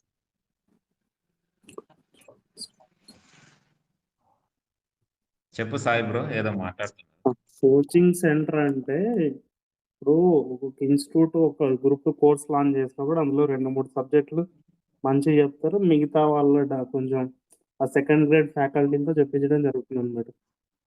జనరల్గా మనం ఏం చేయాలంటే ఇప్పుడు ఫర్ సపోజ్ ఎకానమీ అనుకోండి, చాలా మంది చిరంజీవి సార్ క్లాసులు వినింటారు, లేదంటే ఐఎస్ఎన్ రావు సార్ క్లాసులు వినింటారు. ఐఎస్ఎన్ రావు సార్ క్లాసులు విన్నప్పుడు ఎస్ఎన్టీలో మంచి ఫ్యాకల్టీ చెప్పడానికి అతని టీంలో ఉంటారు అనమాట, అతని కోచింగ్ సెంటర్లో కానీ అతని టీంలో కానీ. కాబట్టి ఏం చేయాలంటే ఆ సబ్జెక్ట్ వరకు మనం ఫుల్ఫిల్ చేసుకున్నామా లేదని చూసుకోవాలి బెస్ట్ ఫ్యాకల్టీతో. అలా కొంచెం కాంప్రహెన్సివ్ అంటే 2-3 చోట్ల కోచింగ్ తీసుకోవడం వల్ల ఈ ప్రిపరేషన్లో ఒక కాంప్రహెన్సివ్నెస్ వస్తుంది. మనకి ప్లస్ పాయింట్ ఏంటంటే ఇప్పుడు ఇండివిజువల్ సబ్జెక్ట్స్ కూడా సేల్ చేస్తున్నారు. సో బెస్ట్ ఫ్యాకల్టీ ఇప్పుడు Anand academy science and technology బాగా అప్డేట్స్ మనకి త్వరగా ఇస్తారు, 360 degrees యాంగిల్స్ మనకి కవర్ చేస్తారు. అలాగే ఏపీ హిస్టరీకి వేరే ఉండొచ్చు, పాలిటిక్ కూడా వేరే ఉండొచ్చు. అలాగే ఇండివిజువల్గా ఏమైనా ఉంటే మీరు ఎంక్వైరీ చేసి తీసుకోండి. బుక్స్ అయితే మాత్రం ఒకదానికే స్టిక్ అవ్వండి, majority number of times revision చేయండి చాలు, ఇంకా అప్పుడు మీకు కోచింగ్ సెంటర్ కూడా అవసరం లేదు, మీరే ఒక ఫ్యాకల్టీ అయిపోతారు.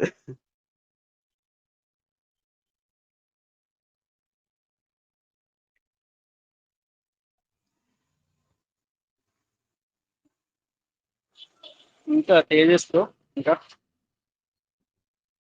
సరే అన్న, మీ నెంబర్ అడుగుతున్నారు, అతను ఒకవేళ వీలైతే పర్సనల్గా మెసేజ్ చేయండి. చదువు ఎవరు ఉమా సిద్ధు. ఓకే ఓకే నేను చేస్తాలే, నేను ఆయనకి చేస్తా.